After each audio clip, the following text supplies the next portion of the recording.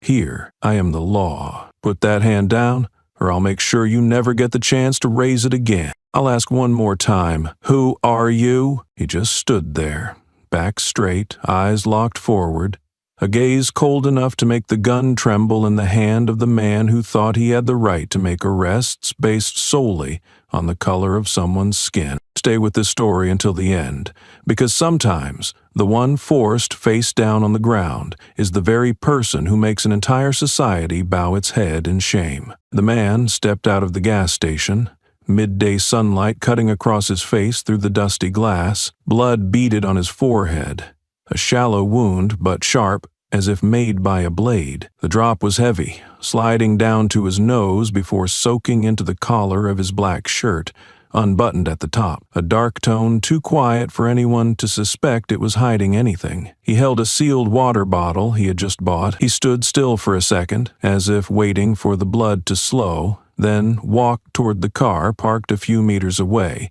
neither rushing nor cautious. At that moment, a police car pulled up, screeching to a stop in front of the station. Two officers got out, light brown uniforms, utility belts weighed down with gear. The driver was tall, with close-cropped hair, voice loud enough to seem intentional. "Hit the black jackpot first thing in the morning," he laughed, glancing at his younger partner, who hesitated to open the back door. The man didn't turn around. He switched the water bottle to his other hand, the free one lifting slightly as if to wipe his forehead, then stopped. Blood still dripped steadily, the faint metallic scent hanging in the air. He didn't react to the laughter, didn't step aside, didn't stare too long at anyone. Only his shoulders straightened, like someone used to standing before people who could humiliate him without needing a reason. The senior officer raised his voice. "Hey, I'm talking to you. What happened? Stabbed? Started a fight and looking to play the victim?" He approached, eyes scanning the man from head to toe, pausing at the drop of blood on his shoe. "No injury report, no ambulance call, so where's the blood from? Got any ID?" The man still said nothing. He reached into his inner pocket and pulled out a white handkerchief, old and slightly wrinkled. He dabbed his forehead gently, with the kind of care that came from experience, not caution out of fear, but the kind born of knowing no one was coming to help. The younger officer, thinner and seemingly new, stepped closer and spoke softly. "Sir, do you need medical assistance?" His voice carried the uncertainty of someone unsure if he was even allowed to ask. The man looked at him briefly, gave a slight nod acknowledging his presence, but still didn't speak. No thanks, no denial, just a silence heavy enough to make the younger one realize this was not a man who needed to be led by the hand. The senior officer frowned. "What the hell, Monroe? Too much humanitarian training? This man shows signs of injuries linked to violence and has no ID. Follow protocol." He stepped in. "Name? Residence? What are you carrying?" "He hasn't done anything. Maybe," Monroe began, but didn't finish, because Carlton for the first time raised his head and looked directly at the bigger officer. No evasion, no expression. His eyes didn't yell, and he didn't care for politeness. They looked like they had seen through deserts, battlefields, and a summons home that no one ever understood how he survived to answer. The officer paused, as if stopped by something he couldn't name. But then he sneered. "Sharp eyes, all the more reason to search for you." He yanked the water bottle from Carlton's hand and threw it to the ground. "Hands on the car." Carlton didn't resist, but he didn't comply either. He looked at the police car, then back at the man giving orders. There wasn't hesitation. It was a measured decision. He placed the bottle on the hood, wiped his forehead with his sleeve, and slowly turned, placing his hands on the car's body as if testing the texture of the paint, not obeying, just choosing. "Don't play games," the officer barked, then snapped the cuffs onto him. The cold steel locked against injured skin made no loud sound, but the click seemed to tighten the air around them, and for the first time the old soldier lowered his gaze, not in defeat, but because he knew this was only the beginning. The cuffs locked tightly around his already bleeding wrist, clicking into place with a short final sound, like a latch finding the exact groove meant to restrain the right man. No one in the sparse crowd stopped to ask anything. A few glanced over, then walked on, as if the sight of a black man being handcuffed in front of a gas station was not different enough from the America they had grown used to. Carlton tilted his head, not out of pain, but as if to avoid the sunlight bouncing from the pavement into his eyes. For a brief second, he looked back at the glass door he had exited. The reflection was blurred by blood and dust, but clear enough for him to see a middle-aged man, black shirt, blood trailing past his ear, and a look on his face that even he didn't expect to still have, calm to the point of being cold. Cole stepped closer, gripping Carlton's shoulder with more force than necessary. "That look," he said, voice tinged with a vague irritation.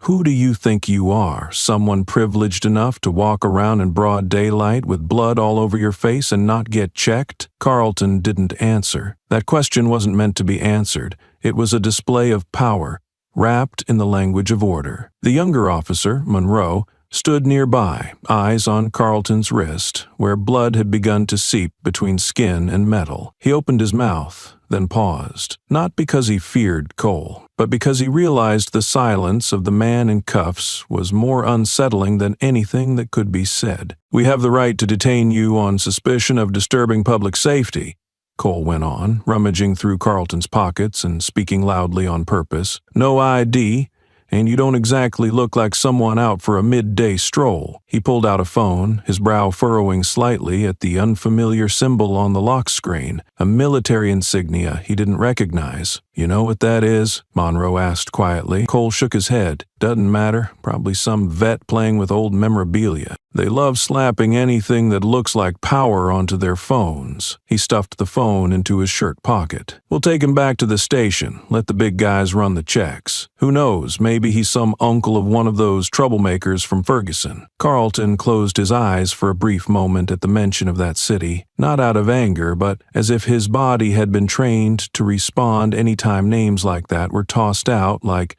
some mindless joke. The walk to the patrol car was swift. Each of his steps left faint, blood-stained prints on the scorching concrete. No one stepped in. A few people pulled out their phones, but none had hit record yet. Cole opened the car door and shoved Carlton into the back seat like he was storing cargo. As the door shut, Carlton's eyes once again met the inner glass. No more dripping blood, no more blurred image. Just a face that had learned to endure without begging. A face that had once faced men with weapons of mass destruction, now dragged away by a man with a gun and a smug grin. Monroe started the engine in silence. Cole folded his arms, leaned on the door, and said toward the back, "This ride won't take long. Station, a few forms, then 36 hours in holding.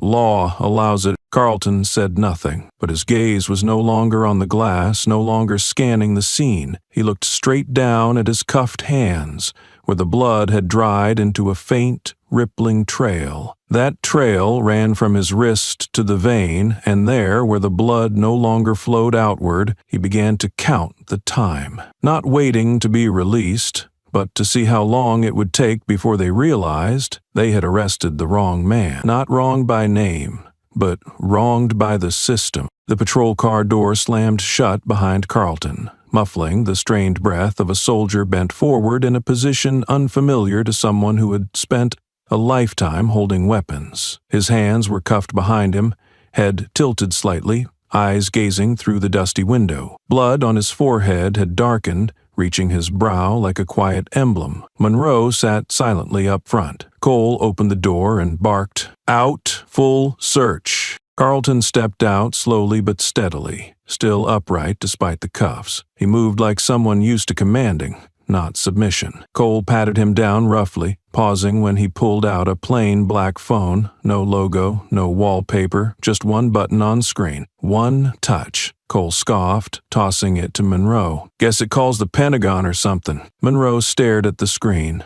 A silver triangle within a shield glowed faintly at the corner. No brand he knew. "It's not standard issue," Monroe said. "So?" Cole snapped. "Lots of guys fake it. Throw on a badge, act like war heroes. Don't be fooled." Monroe didn't respond, eyes fixed on the still-lit button. He had seen similar tech in advanced training, devices tied to high-level evacuation, but they weren't supposed to exist outside classified circles. Cole sealed the phone in an evidence pouch. No ID, no license. Evidence for now. Carlton said nothing, but his stare held steady, calm, unreadable. The kind of gaze shaped by seeing the worst in people. Cole smirked. You think that silence scares me? It doesn't. Sweat mixed with dried blood trailed down Carlton's cheek like a quiet answer. Monroe looked away, gripping the wheel. He felt the uniform tighten around him. Nothing illegal had happened, but something had gone too far. Carlton was pushed back into the car. Cole slammed the door with his boot. Let's go. Back to the station. If we get more like him tonight, I won't need coffee to stay awake. The engine started and the car pulled out of the gas station. Behind it, a few people raised their phones. Not because they knew who he was, but because the look in his eyes as he got in made them wonder if this was more than a routine arrest. Blood had stopped dripping from Carlton's forehead, but the wound still stung. His black sleeve darkened, spreading like ink across his still body. Hands cuffed behind him, he leaned into the stiff leather seat, breathing steadily like someone trained to endure pain through will, not drugs. The handkerchief he'd used earlier was gone, likely tossed by Cole while searching him. Now he had only his arm to slow the bleeding. Monroe checked the mirror again. Carlton sat with his head tilted, eyes half closed like a man meditating through tension. Not for peace, just to hold himself together. Something about it kept Monroe quiet. In the front seat, Cole unsealed the phone bag again. Never seen this model, he muttered, pressing the lone button. A soft white circle pulsed on screen. No ring, no vibration, no signal sound. Just that slow, breath-like motion. It's dead, Cole said, shrugging. Then a faint click came from the speaker. No voice. The screen turned gray. Thin text appeared. Signal received. Low. Monroe's hands tightened on the wheel. He'd seen that interface once, in a classified training session. The instructor only said, "If this ever shows up, step away. It's not yours." "What is this?" Cole asked. "Who's locating what?" Carlton stayed quiet. He turned just enough to meet Cole's eyes in the mirror. Not threatening, not pleading, just asking. "You think you're still in control?" Cole reached to shut it off. Nothing happened. The message changed. "Priority mode, cannot disconnect." Cole sighed, tossed the phone into the seat pocket and leaned back. Smoke and mirrors. These guys think they're special ops. The road ahead turned empty. Poles thinning. No houses or shops in sight. The air inside the car thickened. Monroe didn't speak, but kept watching the mirror. Something was happening. Something beyond protocol. Something they'd never trained for. Carlton shifted, wrists rubbing the seat. The blood was drying into his skin, marking each minute since the cuffs went on. He didn't resist, barely moved, but there was strength in the stillness, like he was waiting. Then a soft buzz, not from the phone, but from the car radio. A private frequency, no code. Cole hit the button. "Unit C-12. Who's transmitting?" Just static. Then silence. The phone lit again, target vehicle moving. "Prepare to engage." Cole said nothing. His eyes narrowed. His chest rose. For the first time that morning, he stopped joking. Carlton stayed silent, but behind the glass, his eyes showed something calm, someone who had seen the world flip before, and knew this was no different. The holding room doors swung open with a sharp kick. Carlton was shoved inside, hitting the table edge and tilting right from the impact. The dried blood on his forehead cracked open, leaving a fresh scratch along his temple. The scent of old wood mixed with fresh blood formed a cold, indescribable presence, something that clung to the skin like coal dust. He sat on a wooden bench against the wall, no cushion, no backrest, still cuffed. He didn't try to brace himself. His posture settled halfway between stillness and readiness, like someone who had long learned when staying still meant survival. Cole followed in, voice raised on purpose. "This man has no ID, detained for review." Each word landed like a blade in the still air. He turned to two young officers at the desk. "This is why rookies shouldn't handle scenes alone.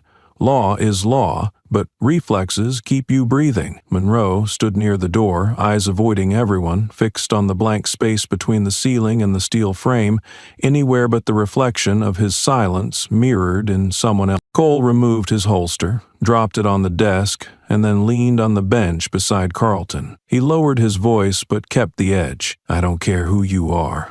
In here, I don't need a warrant, don't need a camera, don't need a witness until I ask. You don't speak. Clear? Carlton didn't respond. His head stayed low, but his back didn't sag. The space between his shoulders and the cuffs stayed steady, neither resisting nor surrendering. A female officer entered with a blank file and pen. She paused at the sight of Carlton, then asked, "Have you logged him in yet?" "Nothing on record," Cole said. "No ID, no statement, but I have a feeling he's not just some civilian. Something's off." "Then why not follow protocol?" she muttered, glancing at the blank surveillance monitor. "No one activated the camera?" "It was a quick field action."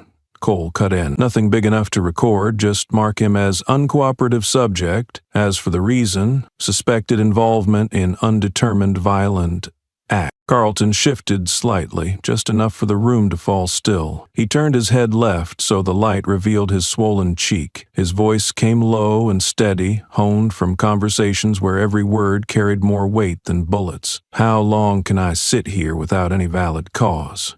Cole turned, half surprised, nodded, and smirked, like he was teaching. "State law says 36 hours without a warrant.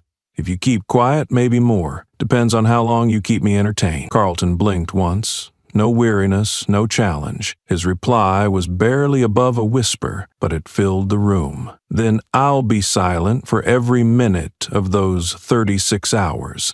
Let's see who breaks first." A pause. Even Cole, the kind who rarely missed a chance to mock, hesitated, then looked away. Maybe not because he'd just been challenged, but because in that silence he realized something. Some people don't need to raise their voice to make the whole room take notice. Monroe stepped closer and crouched beside Carlton, his eyes no longer guarded. No one had told him to ask anything, but the silence in the room was so thick he felt compelled to fill it, like saying nothing would strip him of his place in whatever was unfolding. "Who are you?" he asked, voice low, almost more confession than question. Carlton didn't lift his head. He simply turned toward him, eyes locking on the doubt still flickering behind Monroe's restraint. Then he spoke. Steady, crisp, without theatrics. "Someone you've never dared to It wasn't a threat or a cheap line from a bad movie. It was a statement laid flat, requiring no proof, that everything about him, his background, his authority, his rank, was beyond the reach of the man asking. Not because Monroe was ignorant, but because the system he served was never built to comprehend someone like Carlton. Monroe's fingers tensed slightly. Part of him wanted to press further, demand proof. A name, some rationale to place the man in front of him. But the other part, the one that had been growing since the arrest, shook its head quietly inside him. Maybe he wasn't supposed to know. Maybe not knowing was the only reason he was still here. A sharp laugh cut through the air behind them, breaking Monroe's thoughts. Cole, still holding an untouched coffee cup, let out a dry, bitter laugh. "I love this type. Think, staying quiet and mysterious makes people afraid." He pointed at Carlton like he was showcasing a trained animal. "Fine. You want to play the special one? I'll give you 3 days to put on your act." Rot for 3 whole days. He didn't need to repeat his authority on detainment. He'd already said it. But this time, it wasn't the length that shifted the mood. It was how he dragged the word rot. Like the 3 days weren't procedural but meant to break a person from the inside, where the goal wasn't to find truth, but to hollow out resolve. Carlton looked at him for the first time since being brought in. His eyes weren't cold or sharp. They were simply still, a stillness that made people instinctively take a half step back, as if used to storms not rising from noise, but from the exact quiet they now saw. The female officer at the desk froze in mid-note. She didn't speak, just glanced at Monroe, as if to say, "You see it too." But Monroe didn't answer. He knew anything said now would only dilute the weight of it. The room held more than it was built to bear, and the only one who didn't seem crowded by it was the man in cuffs. Cole snapped his fingers. "Prep the holding cell. Let him sit. No food, no water. Don't bother reading him anything.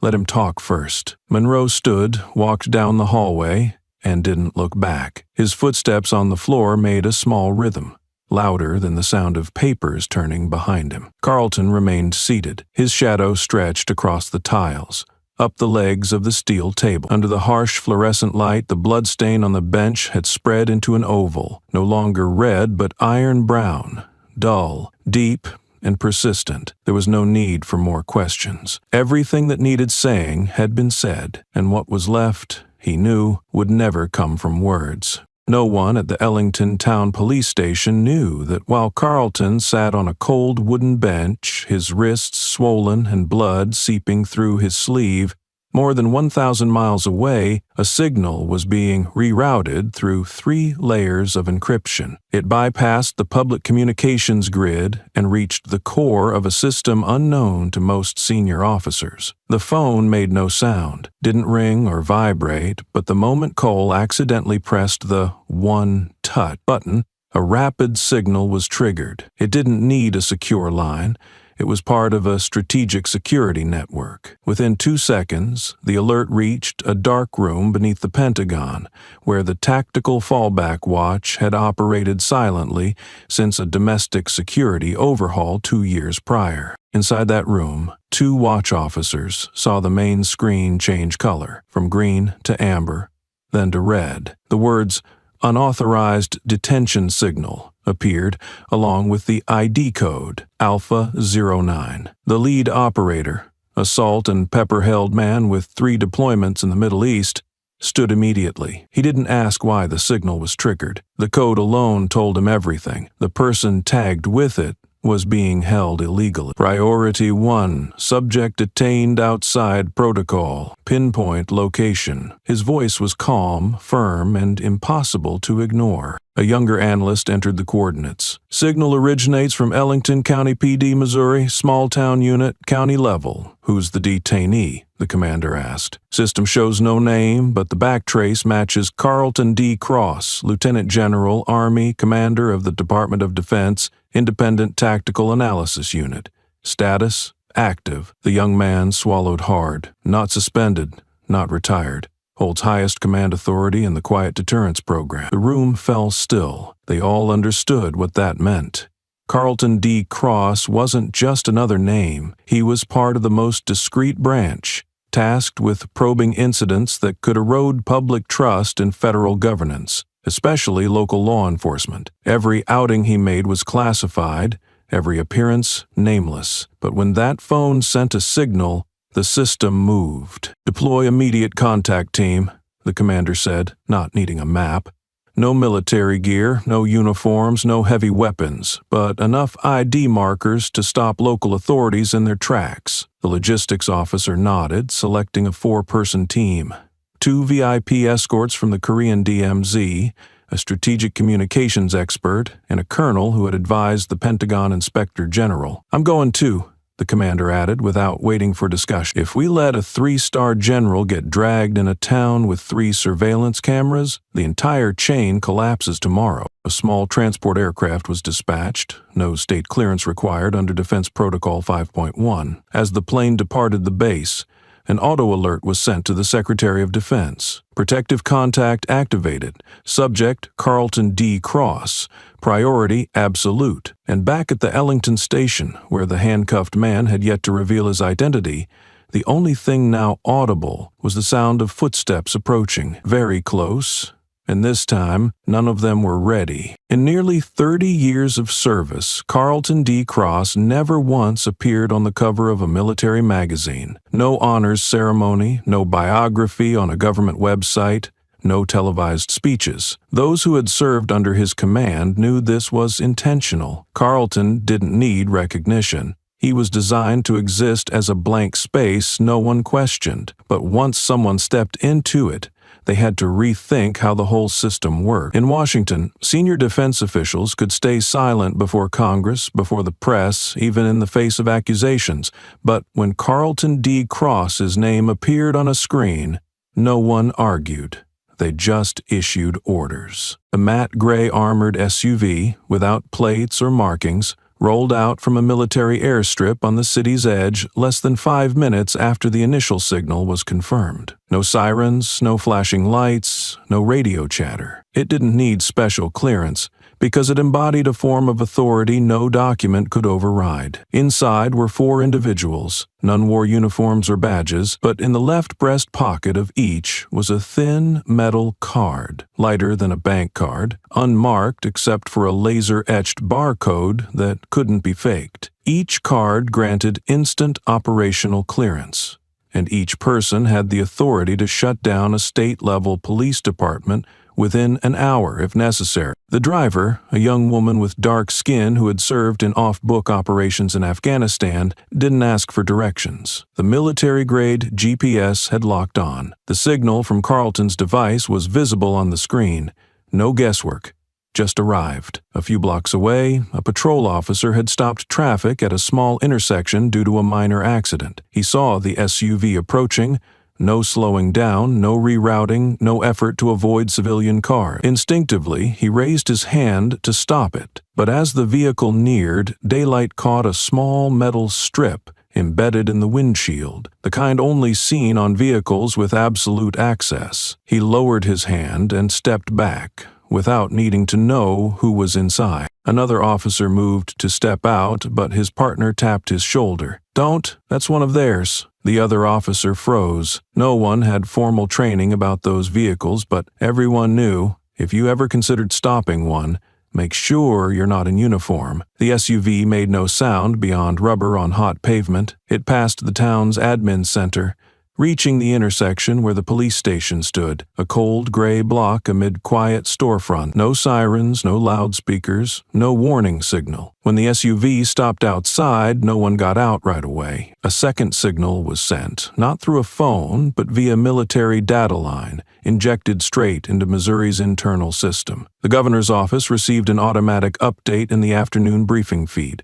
Strategic Response Unit has confirmed contact with Ellington PD.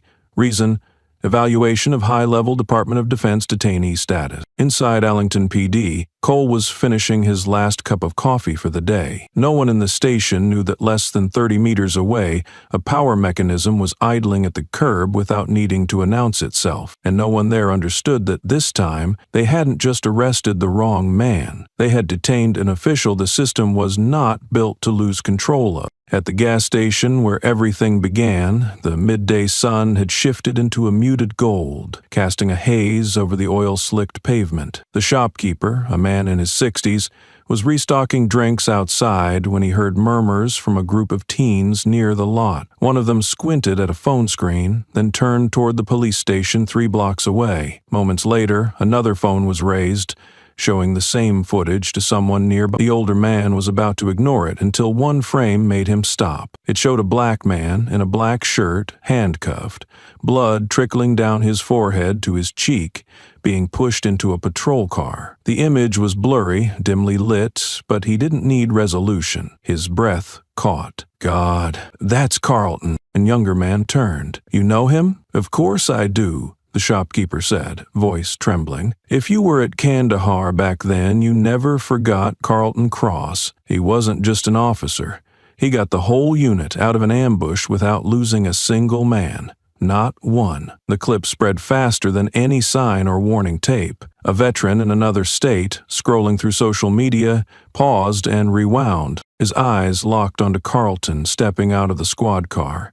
Head down, cuffs behind his back, blood soaking his shoulder. The memory hit hard. He went live instantly, camera on his face. "Hello everyone, I'm Jonathan Pace, former Army, Bravo 7, 2006. The man in cuffs is Lieutenant General Carlton D. Cross, the one who saved us from a buried IED at the southern fork of Kandahar." His voice cracked, but he continued. "I owe him my life. My team does. If he's treated like a nobody, then they've just arrested a legend." Viewership surged in minutes. Former soldiers, cadets in training, even strangers drawn in by a video that stirred something deeper. People began sharing. One comment read, "This can't be right. If that's General Carlton, this isn't a wrongful arrest. It's a direct strike on the system." Another added, "Now I get why he stayed silent. A man like that doesn't need to shout to prove who he is." In a small house outside Kansas, an elderly woman watched the clip through tears. She had once been a nurse on base. He was the only one who hand-delivered letters instead of leaving them to logistics. Always quiet, always first to step into danger. If they dragged him away like that, someone would stand up. The original clip had been filmed in secret by a teen behind the gas station. Now hundreds of response videos blanketed social media. Not outrage, but stories, fragments of memory, voices calmly recalling the man who walked dusty bases holding a helmet, not orders. And across every post, one truth began to emerge. Carlton D. Cross didn't need headlines to be known. He lived in the memory of those who understood the cost of survival, not for his rank, but for showing up when it mattered. And now it was their turn to show up for him. Those who owed him their lives or had once seen him walk out of a dead zone started texting, calling, writing, alerting former units, even those still holding the shirt he pulled from a fire. This was no longer just an arrest. It had touched a shared memory, yet the ones with handcuffs in the interrogation room didn't know they had just been disturbed. Afternoon sunlight slanted across Ellington's Main Street, casting long shadows of people gathering outside the police station. No banners, no shouting, no arguments. Feet stopped by instinct, as if everyone were held in place by the same unspoken question. They stood shoulder to shoulder, eyes fixed on the iron door where the patrol car had entered that morning. Some still wore work uniforms, others carried grocery bags. A few had coats unbuttoned, as if the day had been torn from under them and left them suspended in this moment, unable to leave. The video of Carlton in handcuffs had already moved across social platforms, through private veteran groups, and into the hands of people who had never heard his name, but couldn't look away from the expression on his face as he was pushed into the car. There was something in how he moved, how he stood with bound hands, how he met the glass before stepping in. It wasn't the image of someone defeated, nor of someone trying to prove anything. It was the posture of someone who had seen worse and was now simply waiting to see if the system could still recognize what it was doing. Outside the station, the crowd kept growing. They didn't come like protesters, but as if each of them at some point had met someone like Carlton, a quiet man who pulled them through panic, brought a lost child home, or held a loved one's hand in a fragile hour. They weren't sure he was that man, but they couldn't watch the video without feeling that something greater had been violated. A boy, around 8, held his mother's hand near the station gate. He looked up, blinked, and asked, softly, but loud enough for nearby people to hear, "Did they arrest him because he's black?" The mother paused. Her eyes dropped, then scanned the door in front of them, no explanation posted. She opened her mouth, then closed it, as if every answer would be wrong, or at least not enough. Beside them, an older man took out his phone, glanced at the screen, then put it away. No one answered the boy, but the silence wasn't denial. It was an admission that the clearest truths are sometimes the hardest to speak. Another woman, the baker from the corner shop, quietly took off her apron, folded it, and stood behind the man who had live-streamed that morning. She said nothing, but when he tilted the phone toward her, she gave a slight nod. Maybe she had once received a check signed by Carlton. Maybe it was for a large catering order at a military meeting he never claimed credit for. Or maybe she had never met him, but saw in him something that reminded her of her late father. In the crowd, where people once stopped for walking home, too dark-skinned, asked to open bags in parking lots for wearing loose clothes, or barred from stores for not looking local. But others had never faced such things, never worried at the sight of police. Still, they stayed, not out of rage, but because Carlton's eyes in that video had done what headlines, stats, and courtroom speeches had never managed, made them feel indebted to a question they'd never dared to ask. If that happened to me, who would stay? And that evening the town stayed, not in protest, not for transparency, but because somewhere deep beneath it all, something in the image of that handcuffed man had forced them to confront how they had been looking and how they had been silent for far too many years. In the back office, behind the reception desk, Chief Ellis was ending an internal call when the phone screen blinked with an incoming emergency signal. No number, no area code, just a strange code. AEXOR. over. He frowned and picked up. Before he could speak, a steady male voice came through, direct, without introduction or pause. "Release the detainee, immediately. Avoid irreversible consequences." Ellis tightened his grip. "May I ask who's calling?" The voice didn't shift. "You don't need my name, but if you check the National Priority Override System, you'll see that the code I just used can nullify any form of local detention. The person in custody is active in a high-security clearance tier. Every minute you hold him brings us closer to a crisis you can't contain." The call ended before Ellis could respond. The screen returned to normal as if nothing had happened, but the words didn't vanish into the air. He launched the emergency verification system, re-entered the code. Seconds later, a prompt appeared. "Code under supreme authority. Do not disclose. Execute immediately. Report afterward." Ellis removed his glasses, wiped his forehead, and walked quickly into the hall. The station still ran as usual, staff on shift, movement as normal, but he felt it. Something had shifted beyond his jurisdiction. At the far end, Cole sat at his desk, half a coffee left, face smug as he typed the intake report. Ellis approached and spoke quietly but firmly. "Stop holding the detainee brought in this morning. There's a federal directive." Cole looked up, smirking. "From who?" "No name given. Emergency code.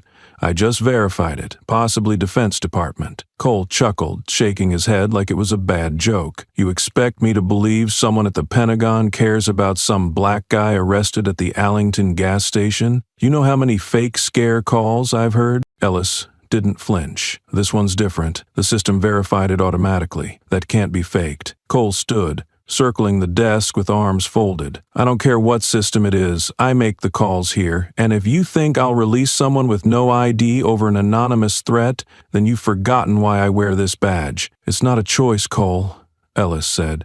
"It's a command from a level of authority neither of us wants to challenge." Cole stepped in close, voice calm but his eyes tighter, something in him resisting the loss of control. "You're folding to outside pressure. Let me be clear. If we start letting anonymous phone calls dictate our operations, this station won't be worth the uniform we wear." Ellis looked him straight in the eye, not backing down. "The value of this station isn't about who gives the orders. It's about knowing when to stop before crossing a critical line. And we're at the edge now, Cole. If you can't see that, I'm stepping in." The air in the room thickened, one sentence away from turning the conversation into a confrontation, but then an officer knocked, breaking the tension with a simple report. An unmarked SUV just parked at the front gate. 4 individuals stepped out, not in uniform, but presented federal clearance cards. Ellis turned to Cole, voice low. "This is beyond us now." Cole didn't answer. He tightened his belt strap, eyes fixed on the hallway window and the silhouette of the vehicle outside, where 4 people walked toward a building used to handling petty theft and minor traffic disputes. And for the first time that day, he wasn't smiling. The only sound left in the holding room was the echo of footsteps from the hall. The steel door hadn't opened yet, but the air had shifted. Carlton sat upright, collar soaked in blood sticking lightly to the back of his neck, dried over time like a mark that wouldn't fade. He lifted his head slowly, as if the motion had been repeated 1,000 times, on desert ground, in field tents, in briefing rooms without transcripts. His eyes landed directly on where Cole stood, just for a moment, but long enough to shake the one assumption Cole had clung to from the start, that the man he dragged in, questioned, and dismissed was powerless. "You should know what you've just touched," Carlton said, his voice calm, not threatening, more like a warning shaped by experience than emotion. Cole almost replied, maybe with sarcasm or denial, but the swift sound of the door opening stopped the room cold. A tall man entered, broad-shouldered, clean-cut hair, dark gray dress shirt tucked neatly into office trousers, no name tag, no insignia. But the way he walked straight toward Carlton without glancing around made the surrounding officers instinctively step aside. He didn't need to look for direction. His eyes didn't scan, didn't wait for approval, and didn't need cooperation. Every step was exact, even enough to measure. When he was less than an arm's length from Carlton, he paused and gave a brief nod, then turned to Cole. "He doesn't need to prove anything." The sentence landed like a fact, not an opinion. It carried no attack, no deference. It was like stating, "The sun rises in the east, known by all, but sometimes needing to be said so those who believe they control nature are reminded to step back." Cole opened his mouth, lips twitching as if to ask, "Who are you?" but nothing came out. Something in the man's tone made him hesitate. The weight wasn't in the identity, but in the certainty of every word, as if he spoke on behalf of a system language alone couldn't represent. The special operative pulled a metal card from his chest pocket and placed it gently on the table. No one touched it, but under the fluorescent light, the etched emblem caught a glow. A symbol no county officer should ever see, unless everything had already gone too far. "Top-level emergency access," he said, addressing Chief Ellis. "Subject is protected under Article 617, with unrestricted movement within national territory. Any detention, holding, or contact without a clearance code will be considered a federal security breach." Ellis didn't need to verify it. He had served in Homeland Security before returning to state service. The emblem was real, and the man sitting behind the table, even with blood soaking through his sleeve, still held a kind of authority this entire station couldn't match. "Bring him out," the operative ordered. No cuffs, no back exit, we're walking through the front. Monroe stepped forward first, key in hand, fingers trembling slightly as he unlocked the cold metal around Carlton's wrists. When the cuffs clicked free, Carlton stood.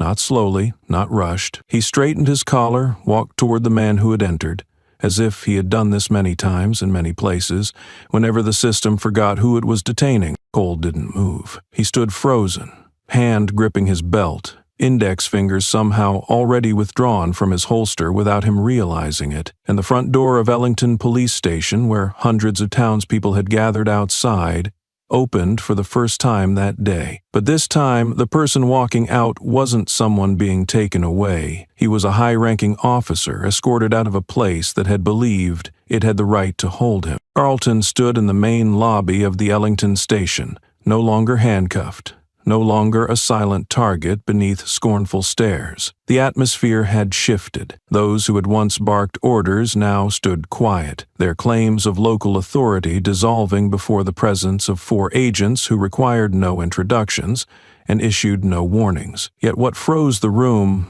wasn't their badges. It was the simple act Carlton was about to perform. He slowly pulled back the left sleeve of his shirt, unfastening a button near the wrist to reveal a thin strip of metal embedded into the inner fabric. A silver identification tag with a white border, laser-etched without a name, but marked by a shield within a 6-pointed star, an emblem absent from any public military registry and forbidden from replication. "This is why I didn't need to present anything earlier," Carlton said. His tone held no emphasis, no pride, only the quiet clarity of someone who had chosen silence not from lack of proof, but out of control. That tag was the only physical proof of a role operating outside standard command. It was issued to personnel involved in programs without civilian records, allowing them the legal right to decline interaction with any agency outside the Department of Defense. Monroe was the first to react. He stepped slowly toward Carlton, unarmed, his expression no longer composed. His voice trembled slightly. "Sir, I didn't know. I didn't understand." Carlton tilted his head, his gaze neither accusatory nor soothing. "I know," he replied. "And the saddest part isn't that you didn't know who I was. It's that you were taught to treat someone like me based on a shirt color, not how I stand." Monroe looked down, his face stiffening. For the first time since joining the force, he felt himself no longer on the side of justice, not because someone gave a wrong order, but because he had chosen silence when a man was treated like a threat instead of a citizen. Cole remained behind them, eyes fixed on the badge in Carlton's hand. He didn't speak, didn't deny, but his feet shifted slightly, no longer firm. Beside him, another officer slowly set a file down, as if everything written so far no longer mattered. Chief Ellis entered the lobby, walking directly to Carlton and nodding to the agents beside him. "We'll immediately transfer all reports to the Department of Defense. All related data will be handed over within the hour. There will be no further local involvement. Carlton nodded once, his gaze sweeping the room, faces letting go of assumptions, now facing a reality they never imagined unfolding in a quiet town on an otherwise ordinary day. He tucked the badge back into his sleeve and fastened the button carefully. No one asked, but those nearby stepped back. Not from obedience, but as if returning space to something they had wronged. Not the man himself, but the very idea of dignity. One agent gestured toward the main doors. Carlton walked in that direction, stride steady, neither rushed nor hesitant. As he passed Monroe, the young officer could only manage a single line, one that sounded more like a plea to be remembered. "If there's any way, I want to make it right." Carlton kept walking, but the words he left behind landed like iron dust on stone. You don't need to redo it. You just need to learn not to repeat it. The door opened, and daylight poured in, casting his shadow across the floor.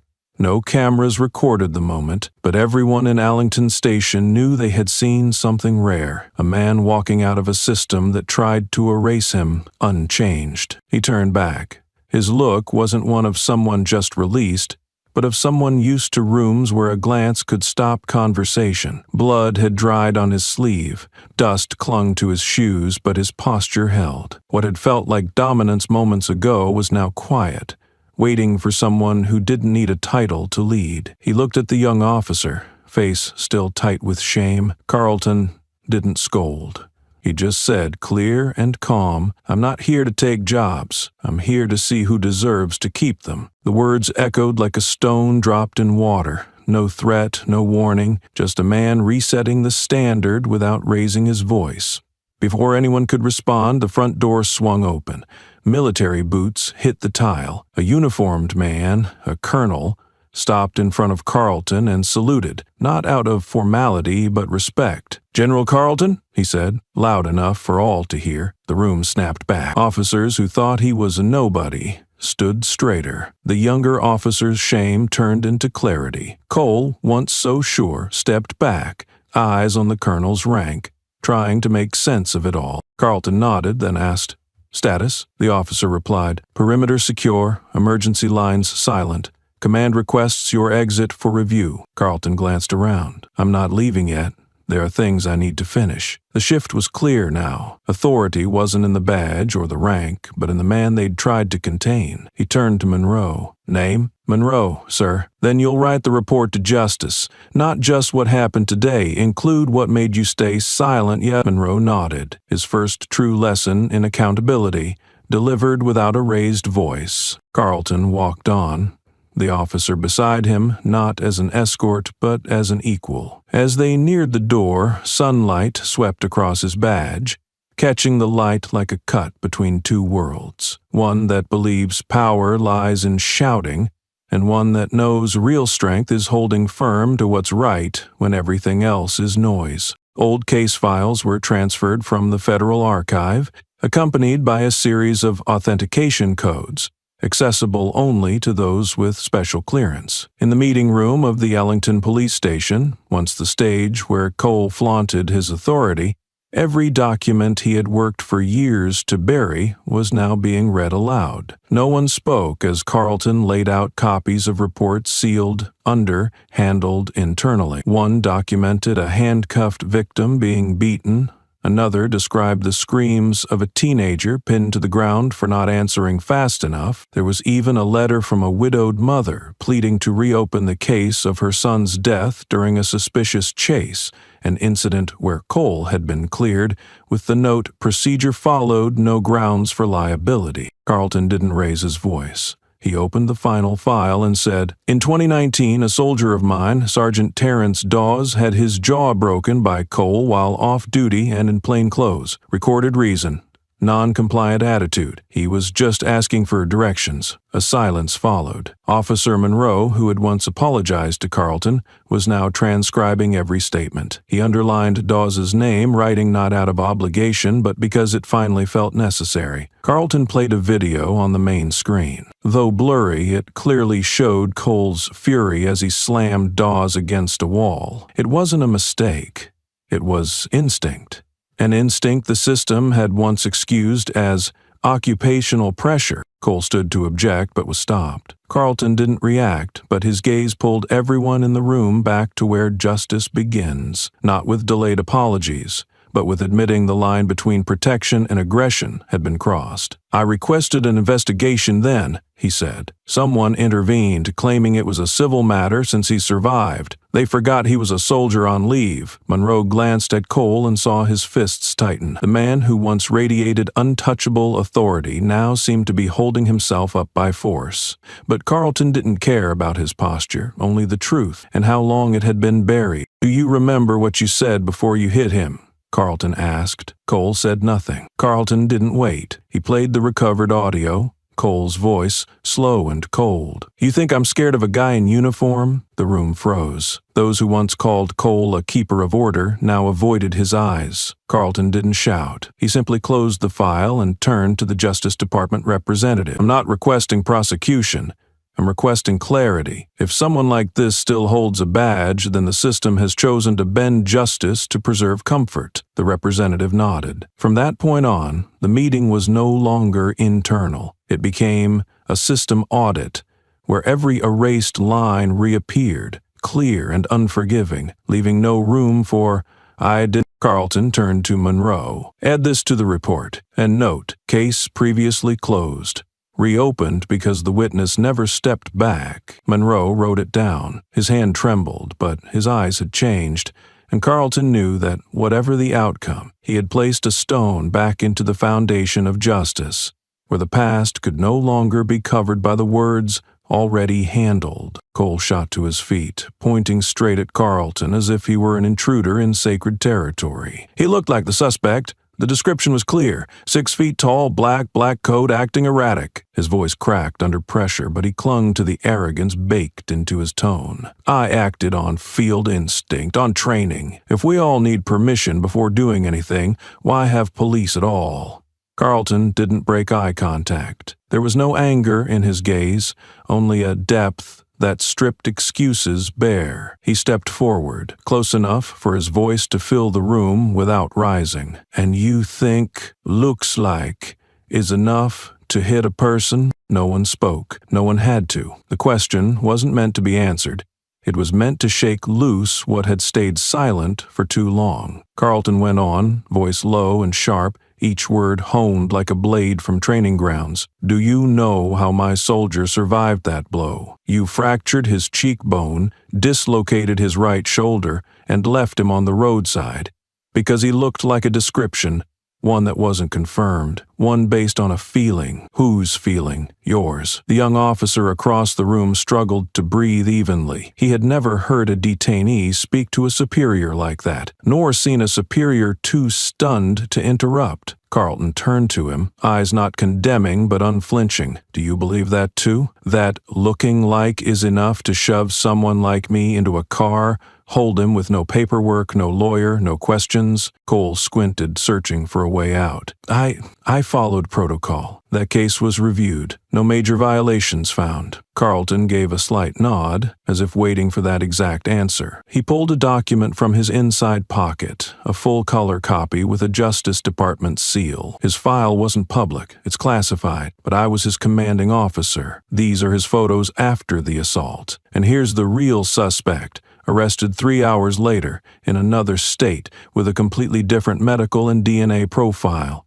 Did you know they shared no traits beyond skin color?" The air in the station grew heavy. Carlton's words weren't to shame, but to peel away the thick dust people called procedure. Cole didn't look at the paper. He turned away, eyes hidden under his cap, but no one believed in his so-called field instinct anymore. Carlton placed the papers on the table and spoke slowly. "I used to think maybe you acted under pressure, fear of risk, trying to protect others. But the way you react when questioned, the deflection, the hiding, the excuses, tells me you weren't acting for justice. You were acting for control." A dull knock followed, Carlton's hand tapping the table, not loud, but enough to silence the room. "And what concerns me most," he said, "is that after all these years, the only thing you've learned is how to see through water, where every black face becomes a target." No one in the room exhaled. Carlton didn't shout. He didn't point fingers. He simply looked away, as if the conversation had ended. But for those watching, it had only just begun, a reckoning not aimed at one man, but at an entire system.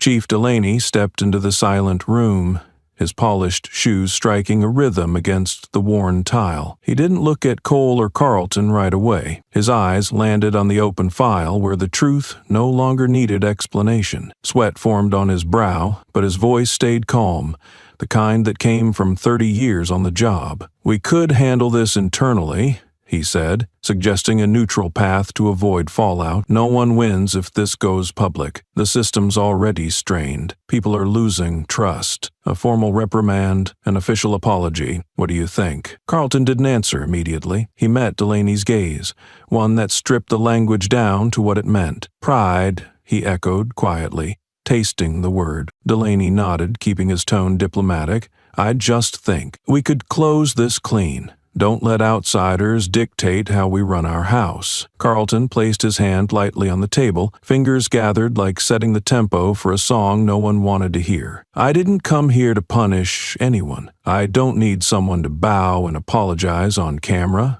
he said slowly, each word measured more by weight than volume. "I want to look into the eyes of everyone with decision-making power and ask them, how many more times will someone like me be detained simply for not looking innocent enough?" No one responded. Delaney stroked his chin, his expression dimming. Carlton stared at him, not just as someone wrongfully detained, but as a father, a commander, a citizen who once taught others that loyalty must follow truth. "I know you didn't order my arrest, and I believe you didn't agree with how Cole acted," Carlton said, without accusation. "But I need to ask, if I had no ID, no special button to press, if I were just a man leaving a gas station with blood on his forehead, what would have happened then?" Delaney had no reply. Carlton stood, his black shirt still stained with dried blood.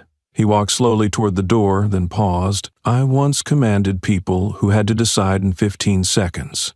No time to search, verify, or weigh outcomes. But they were taught, before pulling the trigger, to make sure they see a human being, not just a skin tone. And they learned that not from training, but from how the system reacts when someone gets it wrong." The room stayed still. Delaney swallowed, his back damp with sweat. Carlton looked back one last time. "You can keep Cole, rewrite the file, and sign off on an internal review. I won't stop you. But I won't stay silent, either." Delaney started to speak, but Carlton had already left. No one saw him out. The door closed gently behind him, but it left a space, a silence that made everyone inside face themselves. One officer, taking minutes, exhaled, turned to Delaney and murmured, "He didn't threaten us, but I've never felt so challenged." Delaney didn't respond. He just looked quietly at the photo Carlton had left behind. A young black soldier carrying a wounded comrade, chest soaked in blood, but eyes locked forward. The next morning, the station's internal report was leaked. The Post had no commentary, just one sentence. "When pride outweighs truth, justice begins to rot from within." News from the small town quickly spread beyond social media. Major outlets began covering the story,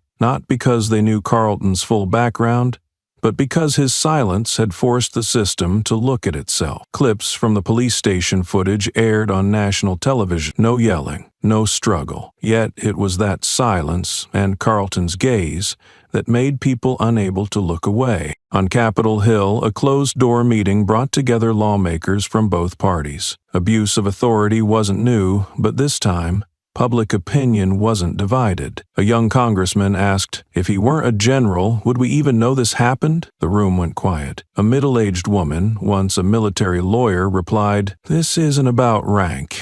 It's about the assumption that a black man, standing alone, can be treated as guilty just for being there." That same afternoon, a rapid reform proposal was drafted, including a clause requiring all county police departments to register independent procedures when dealing with military personnel to avoid overlapping authority and misuse of power. The draft wasn't yet public, but it leaked, along with a note. "This isn't the first time we've had a Carlton, but maybe it's the first time we're willing to hear him out." In the small town where it began, Carlton stepped out of the station wearing a clean shirt, the wound on his forehead carefully bandaged. He gave no statement, made no media call, but on the steps, with a few local reporters and dozens of townspeople standing quietly at a distance, he paused. A young journalist moved forward, mic still off. Carlton lifted his eyes, scanning each face, some angry, some confused, some just watching. "I'm not the one to be afraid of," he said, voice clear enough for all to hear.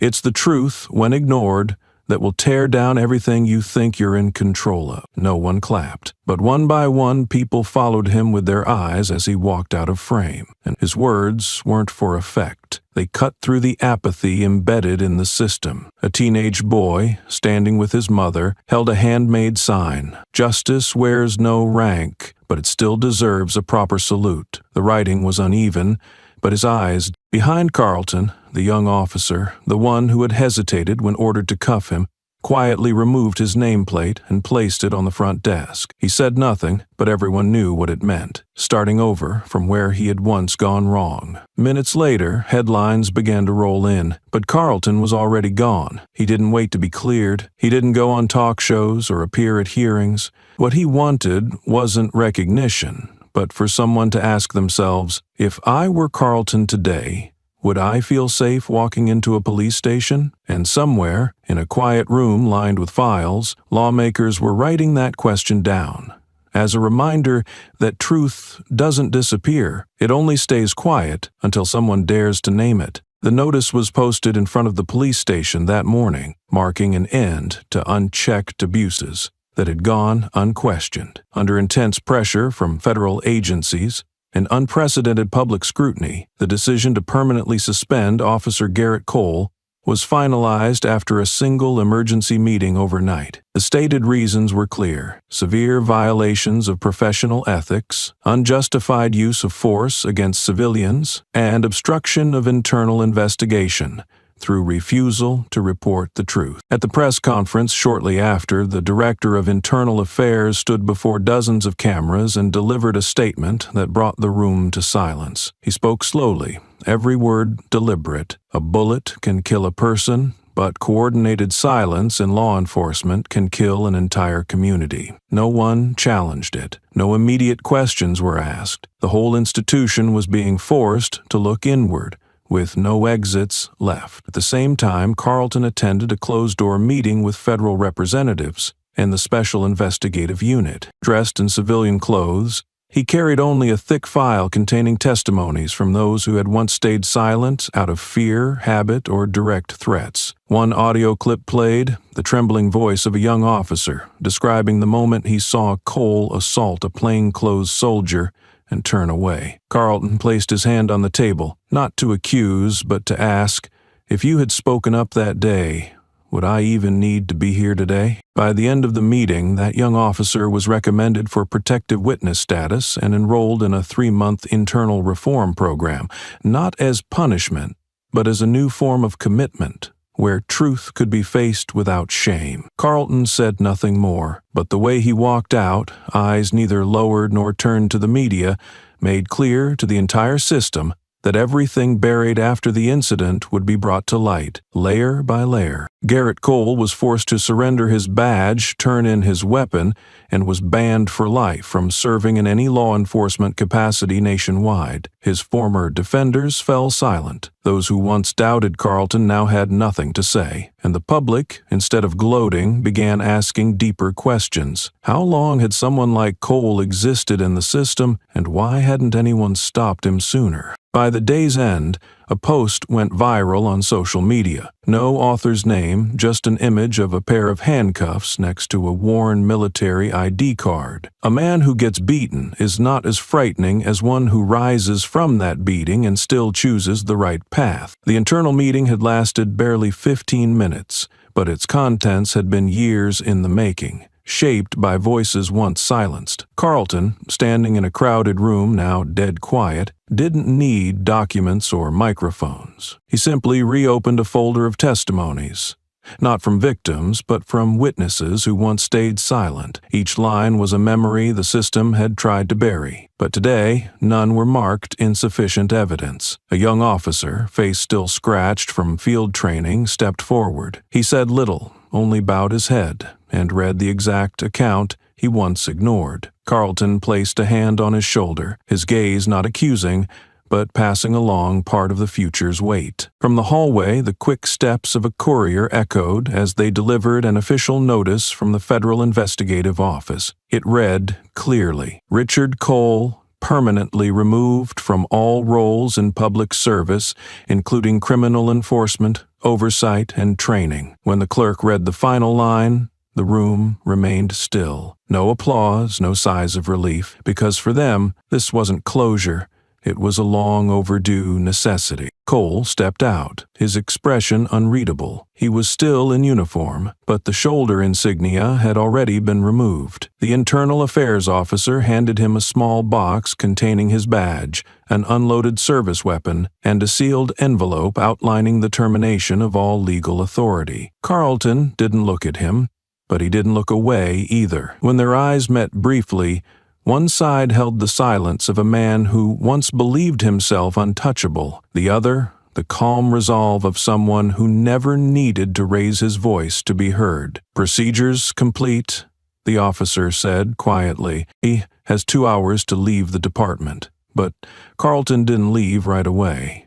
He walked toward Cole's former office, the room that had once been the command center for arrests, no official record ever kept. He didn't go in. He just stood at the threshold, looked at the nameplate, already taken down, and placed a photo on the desk, an image of a wounded black soldier, face bloodied, sitting beside Carlton 10 years ago. "I'm not here to reclaim anything for myself," he said. "I just don't want men like him to keep being erased by selective memory." Outside, the sun had begun to set. A group of townspeople remained, without signs, without chance, silently waiting to witness something their town had never seen before. A man removed from the force for reasons once spoken of only in whispers. When Cole walked out of the building, no one took a photo, but the heavy sound of the steel doors closing behind him felt like a page folded hard in the book the system once wrote in privilege. Carlton left soon after, not through the main gate but the side entrance, where he had once entered quietly, like a man under arrest. This time, there were no handcuffs, no military escort. He simply slipped his hands into his pockets and spoke softly to the young officer who had testified. "Next time you see something wrong,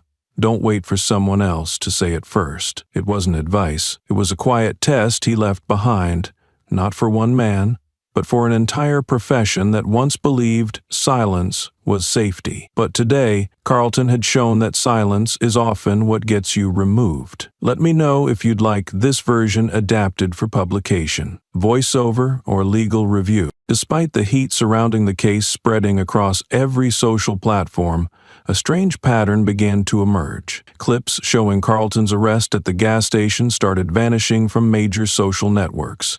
Users reposted them, only to see messages saying, "removed due to sensitive content." Videos that had once reached millions overnight were now reduced to blurry screenshots and scattered second-hand accounts. Some online users began to ask, what are these platforms so afraid of that they feel the need to hide what is evidence of abuse? No one issued an official statement, but somewhere behind the curtain, quiet control was taking shape, as if this truth was not meant to be visible for long. While local television stuck to sports scores and cooking contests, carefully avoiding any coverage of the controversial arrest, an undercurrent was forming. Niche military podcasts, usually meant for veterans and special forces, began buzzing. In a new episode, the host's voice cracked as he spoke Carlton's name. He was the one who trained our whole rapid response team for Level 1 scenarios. He didn't just teach us how to shoot, he taught us how to read fear in a civilian's eyes. And the first thing he told us was, if you can't restrain power in anger, you don't deserve to carry it in peace. The host continued, recalling training nights where Carlton made them run through forest terrain just to reach a local whose child had gone missing. He wanted us to understand that emergency response isn't an action. It's a moral decision. You choose whether to save lives or save face. There were no images, no footage, but listeners believed him, because anyone who had worn the uniform understood that some truths don't need to be filmed to be real. Amid the curated silence, anonymous posts began appearing on military forums. One user wrote, "I saw Carlton call off an entire field exercise because a recruit made a disrespectful comment toward a local civilian. He said straight out, if you can't recognize dignity in ordinary people, you're not fit to wear the badge." The post was deleted minutes later, but screenshots circulated widely, a testament to how deeply Carlton had shaped those he once led. The more it was hidden, the deeper people dug. A former war correspondent reposted a 10-year-old status that read, "In the hottest zone, the special ops commander refused to deploy drones. He didn't want to risk hitting the wrong target. His name was Carlton." The comments grew by the minute. No one asked for proof. They simply replied, "Yes, that was him. The one who taught us. No one has the right to strike just because they think they're right." The silence from mainstream media, the quiet censorship by platforms, and the voices emerging from the shadows created a kind of public truth that could no longer be contained. Carlton said nothing. He didn't issue statements or correct the narrative, but as people searched and failed to find his image in the missing videos, they started to focus on what he had left behind, in the memory of those who had once stood beside him, and they realized some roles don't need a camera to become a legend. Some leaders never needed medals, because the ones they led carried the code with them across the country. The question started as a reaction but became a test of conscience. If he weren't a general, an elderly woman asked at a community meeting, would we even care? It echoed in a small church hall once used to discuss trash routes and utility bills, now hosting talks about bias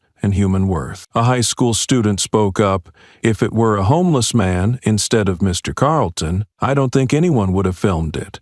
Or if they had, it wouldn't have gone anywhere." The room fell silent, not from doubt, but because everyone knew it was the kind of truth rarely said aloud. While national outlets kept their distance, a tiny local paper, usually printing just over 300 copies a week, became the unexpected spotlight. Its editor, a former war reporter turned caregiver, launched a new column called "If They Were Just Ordinary." It wasn't about praising Carlton, but questioning whether justice really applies to everyone, or just to those with rank. The first story told of a construction worker held for over 10 hours because he shared a name with a suspect. No ID, no call home, no lawyer. No one filmed it. He was let go the next morning and never returned to work. The piece ended simply, "If he were Carlton, this might not have happened." Another story followed a single mother who once sued the police for a warrantless home search. She lost, but for the first time, people read her daughter's words. A girl, 8 years old, still scared of knocks at night. No one argued.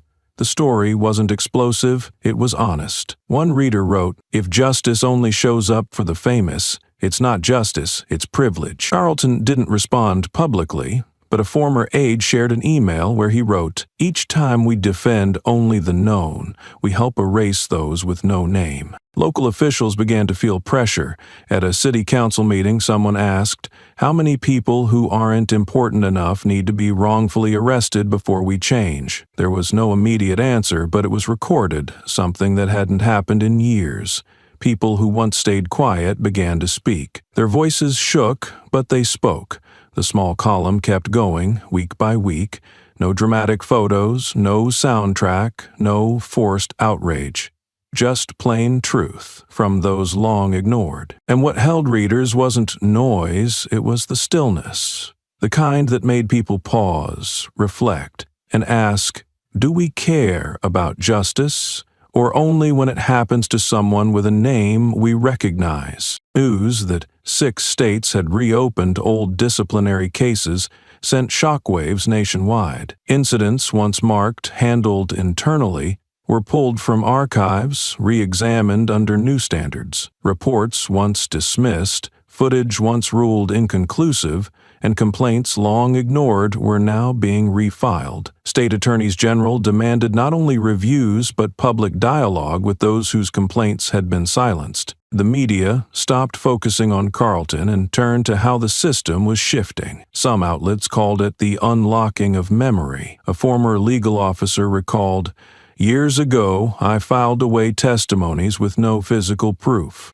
I still remember their voices. Now those voices are being recorded, for real." At the Capitol, an Asian American congresswoman introduced the Presumption Repeal Act, holding not paperwork, but a photo of a 12-year-old boy pinned to the ground. "He broke no law," she said, "but someone thought he looked like someone.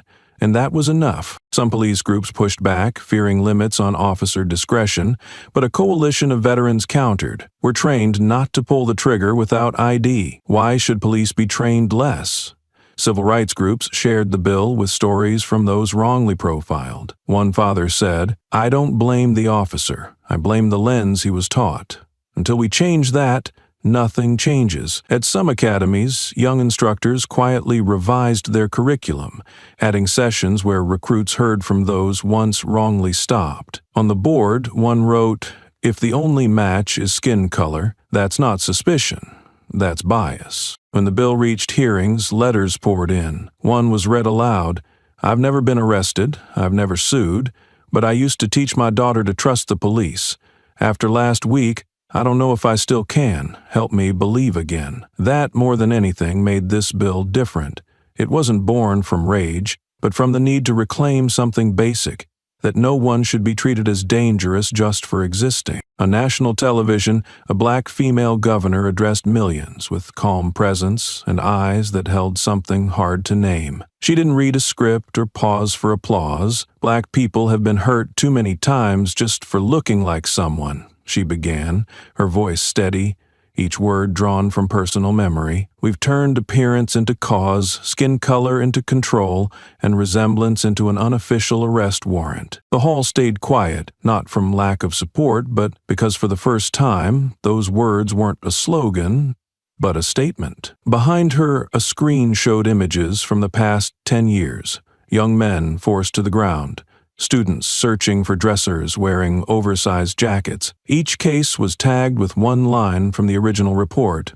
Nearly all said, "Matched suspect description." She looked away from the camera, turning toward the front row where law enforcement leaders sat. "I'm not asking you to bow your heads. I'm asking you to stop for 5 seconds before making a decision and ask if that choice would change if the person in front of you looked like no one at all." The question drew no immediate reply, but spread across social media within hours. A former FBI agent reposted her speech, writing, "We used to need 3 points of match to confirm a target. Why can a civilian be detained for just one skin color?" Advocacy groups began using the clip in school workshops and nonprofit forums. One teacher said her students asked, "For the first time, if we can't change our skin, shouldn't we at least be free to wear what we want without suspicion?" Networks didn't stop at headlines. Several launched special reports titled, "Looking Like Someone. Since when is that a crime?"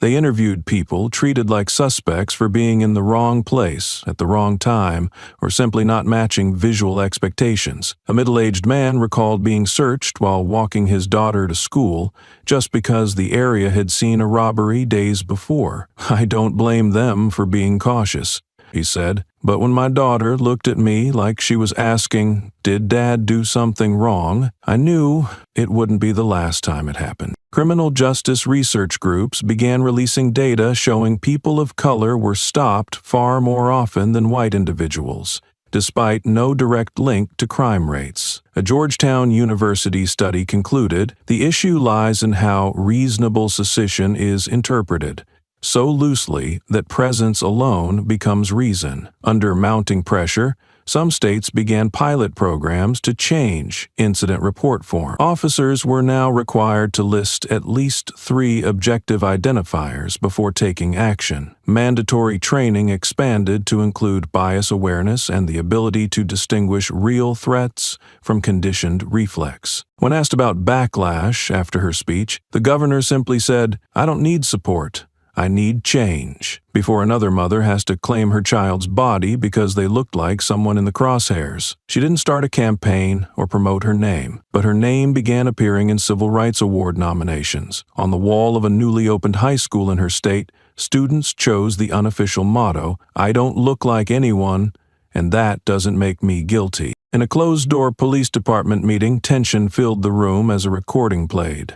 A senior officer's voice came through, calm but unmistakably disappointed. "You stayed silent when you saw it was wrong, and you knew it." The man he addressed was a young officer present during Carlton's detainment who had neither intervened nor reported the misconduct.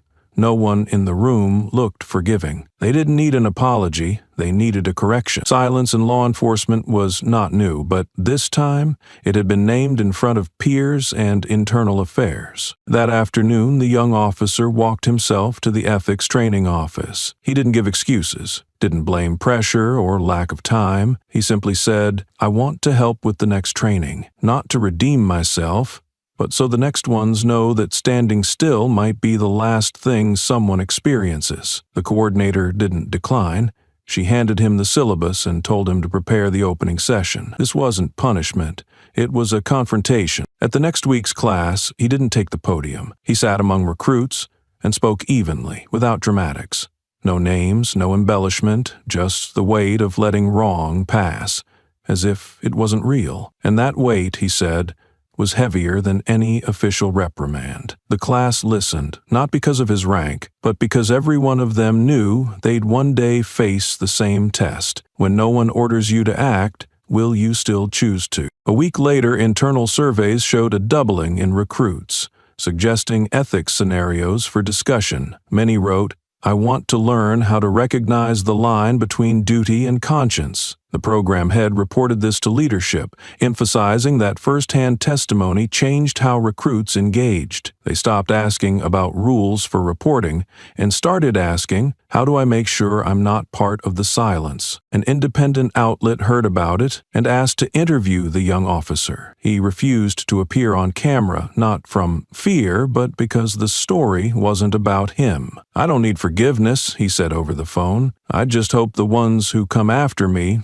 won't have to live with knowing they let someone endure it alone." The producer didn't air it. Instead, they opened their feature with his quote, "Why is silence considered safe in a field built to speak up?" What seemed like a comment made in a private meeting was transcribed by a training officer and quickly circulated through internal bulletins. Within less than a week, it appeared on the cover of a major industry journal under the headline, "Silence is not neutral." The article didn't target any individual, but examined systemic patterns, how unspoken rules often outweighed official policy. The writer, a veteran reporter who had covered law enforcement for over a decade, chose not to name violators, but to expose how the institution itself had turned silence into a survival tactic. In major cities, news networks hosted commentary segments, but the conversation gained stronger momentum through civic forums and independent podcasts. Many began referencing prior cases, once dismissed as isolated incidents,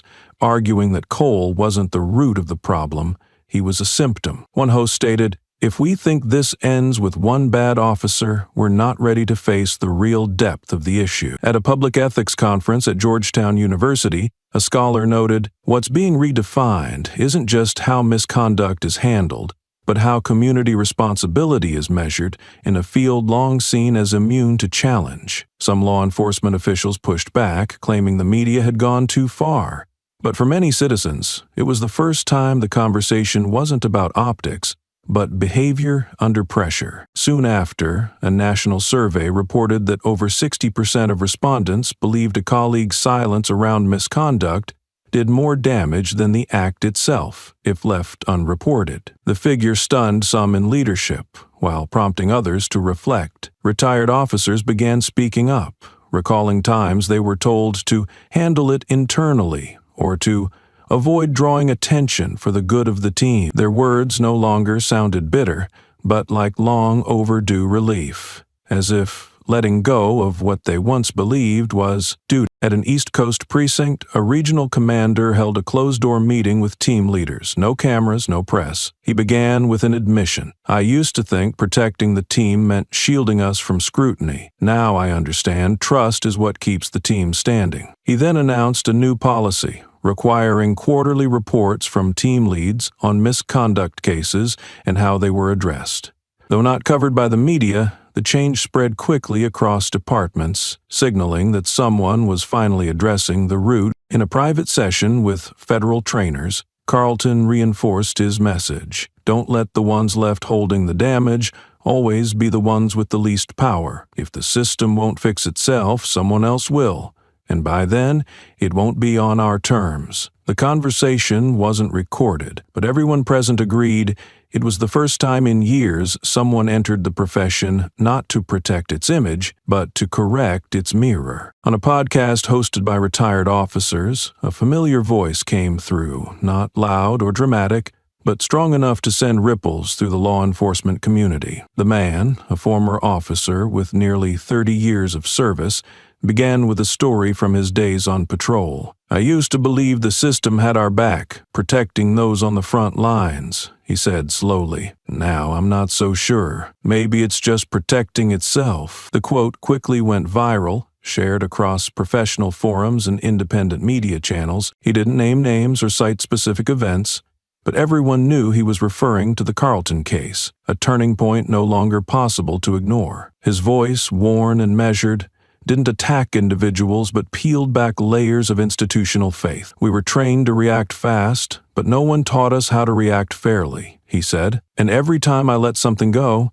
I told myself it was for public safety, but now I see that so-called safety might not have included everyone." The episode drew millions of listeners within 3 days. Notably, most of the responses came not from civilians, but from those still in uniform. Some young officers said it was the first time they felt someone had voiced their doubts. Others responded with anger, accusing him of smearing the profession, but the division itself was a sign that something was truly shifting. Just days later, a state police academy issued an emergency directive. All units statewide must keep body cameras on during every restraint and civilian interaction. Previously, camera use was discretionary, subject to a superior's judgment, but not anymore. Any unauthorized deactivation, concealment, or false malfunction report would now be treated as a serious ethical violation. The new rule didn't stem from media pressure,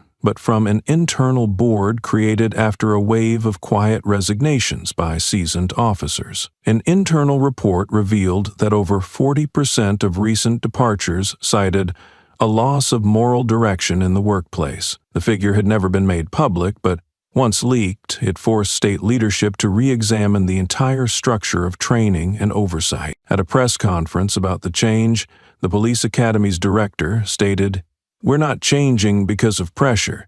We're changing because too many good people have left quietly, and we can't afford to lose anyone else." Though aimed internally, the statement eased some public fears. People began to sense a real shift. Not through slogans, but through tangible reform. In a small northern city, a young officer posted, "I never thought keeping my camera on would make me feel safer, but now it does. Because if I do right, no one can rewrite the truth." His comment received thousands of likes from both civilians and fellow officers. It wasn't a symbol of total change, but a sign that change had begun in the smallest of places. Carlton was never mentioned in coverage of the new policy. He didn't post or speak out, but those who worked with him knew he didn't have to. What needed saying, the system was finally saying for itself by redrawing its boundaries. And when a system begins to monitor itself, it's not just a reaction to scandal, but the beginning of a real chance to become better.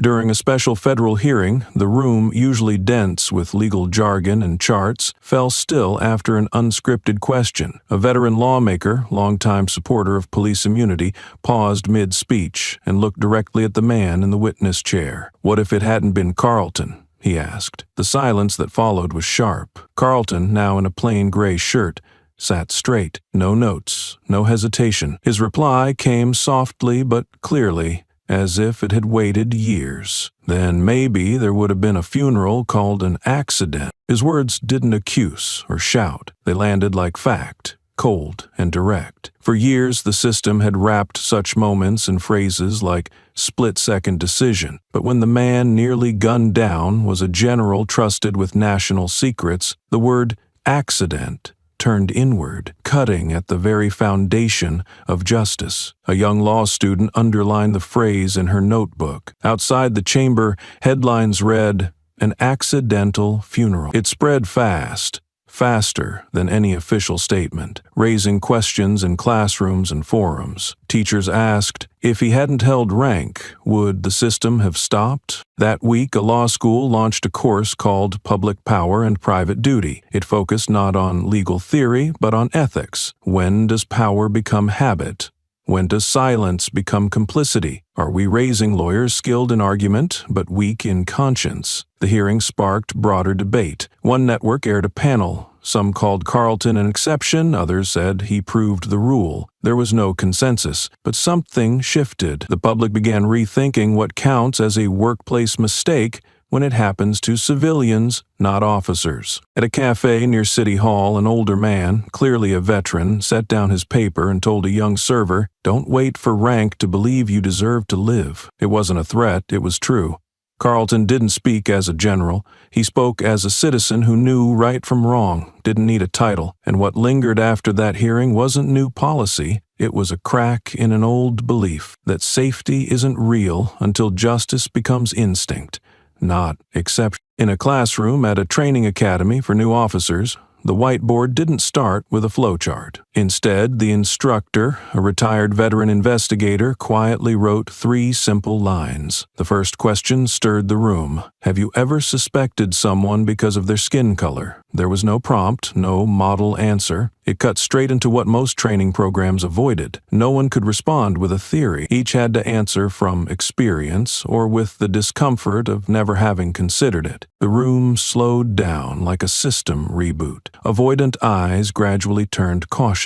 Out of 18 cadets, 3 admitted they had once felt vague suspicion based on race. One recalled stopping a black father walking his child to school because of a hooded sweatshirt. Another said she kept her hand near the trigger when she saw an Asian woman carrying a large bag. No one interrupted or judged, but everyone had to listen all the way through. When the writing exercise began, the instructor offered a second question. When was the last time you stayed silent in the face of injustice? A young cadet looked up and asked, "Do you mean in uniform or outside?" Only to be met with, "What's the difference?" That's when most of them started writing. Some flipped their pages quietly. Others paused for a long time. They weren't writing for a grade, but to answer something long delayed. A Latino cadet named Mateo wrote about seeing a friend dragged into a back room by a store manager in high school over a baseless theft suspicion. "I wanted to speak up," he wrote, "but thought I'd seem too sensitive, so I looked away." He had never told anyone until now, when the assignment forced him to. After class, the instructor collected the papers without grading them. Instead, he read anonymous excerpts the next day. One said, "I laughed with a colleague replaying a clip of excessive force. Now, I don't know if it was reflex or complicity." The room fell silent as they began to realize that justice doesn't come from better people, but from people who admit when they've been wrong. The curriculum was later revised. Every cadet now had to complete 4 hours of unscripted listening exercises. A retired officer who had consulted for human rights groups came in to lead simulations of gray zones, scenarios without clear right or wrong, but with real consequences. Cadets were asked not to respond with commands, but with presence. In one scenario, a child is told, "You don't belong here." The cadet playing the officer must preserve dignity on both sides without pulling rank. At the end of the course, each cadet had to rewrite their original essay, this time after completing the training. Many changed their wording. One wrote, "I used to think I was neutral. Now I see neutrality is sometimes just an excuse to stand aside." Another added, "I don't need forgiveness, but if that child grows up and joins this force, I hope they're trained with questions, not orders. These writings were archived not just for review but to build a national training repository. A new decentralized database was created to reshape curricula from lived experience. Because in the end, what trainees wrote wasn't just coursework, it was proof that the system had started to ask questions it never dared before. That's how a new generation learns not only how to follow the law, but also how to keep people in every decision they make. A state education board held a public meeting with representatives from public schools, linguists, and parents to examine how authoritative language affects children, especially in minority-heavy areas. Reports showed that the language used by law enforcement, teachers, and officials left psychological marks on students, teaching them that authority always meant danger. A proposal followed. All instructions and warnings in public institutions should be rephrased more gently. Instead of "step away now," teachers might say, "This area needs to stay safe. Can you help by moving over?" The shift wasn't just about tone, it was about reshaping perception. Power, when worded with care, can include rather than exclude. In an elementary class in southern Georgia, a teacher asked, "What makes you think of justice?" Most wrote about heroes or police, but one girl wrote just 3 sentences. "Justice is when someone gets taken away, but is still asked to come home safe. No one yells at them. No one grabs them too hard." The teacher knew it wasn't fiction. It may have come from something she witnessed in the neighborhood or a clip that made its way through the community. The writing was sent to the school board as part of a proposal to update civic education. The focus would shift from teaching obedience to teaching mutual respect, where both enforcers and citizens are people first, titles second. Some veteran teachers resisted at first, fearing it would undermine discipline, but after weeks of trial lessons, minds began to shift. One middle school teacher admitted, "I used to think kids needed fear to learn, but now I see them asking more, understanding more. They respond with reasoning, not resistance." The local government launched a public campaign using the girls' line as its centerpiece. Posters at bus stops and hospitals quoted her, "Justice is when someone gets taken away, but is still asked to come home safe." A mother reading it on the way to school said it made her pause and wonder, "If my child is ever taken by mistake, will anyone still see a kid or just a suspect who must stay silent?" At a national education summit, that example made it into research on public sector communication. One expert said, "Systemic change doesn't always begin with law. It can begin with a classroom, a tone, a child no one ever thought to ask, 'What do you feel?'" And so, from an ungraded essay, from a child who never took the stage, a new idea of justice quietly took shape, not in legal code, but in the way adults began to change their tone. Not to command, but to listen. Not to control, but to coexist. The gas station at the familiar intersection hadn't changed much since the incident. Faint oil stains still marked the cement ground, resistant to rain and sun. Carlton pulled over, engine quietly idling. He didn't rush to get out. His hand rested on the wheel, eyes fixed on the store, not with intensity, but with a quiet gaze. Something about this place still felt unfinished. He stepped out in a faded uniform, the badge long removed. The old stain on his chest remained, as if time had refused to wash away a symbol he hadn't yet permitted to erase. The staff inside were no longer the same, but the atmosphere was polite. Stiffness reserved for those who didn't belong, especially someone who once shook the entire law enforcement system. Carlton approached the vending machine. The small mirror at the corner was still there, foggy but intact, just clear enough for him to see himself. That was where he'd once seen his own bloodied face, not from a blow, but from the moment his belief in basic safety had been torn apart. He paused, stared at the reflection, and exhaled, not out of weariness, but as if weighing the burden of the silent society had placed on people like him. A boy riding past glanced curiously, no fear, no admiration. Carlton gave a small nod, breaking the invisible tension. The boy stopped, looked at the mirror, and asked, "What do you see in there?" Carlton answered, "A reason to come back." A middle-aged woman exited the store with a morning paper. She paused upon seeing him, recognition in her eyes, but said nothing.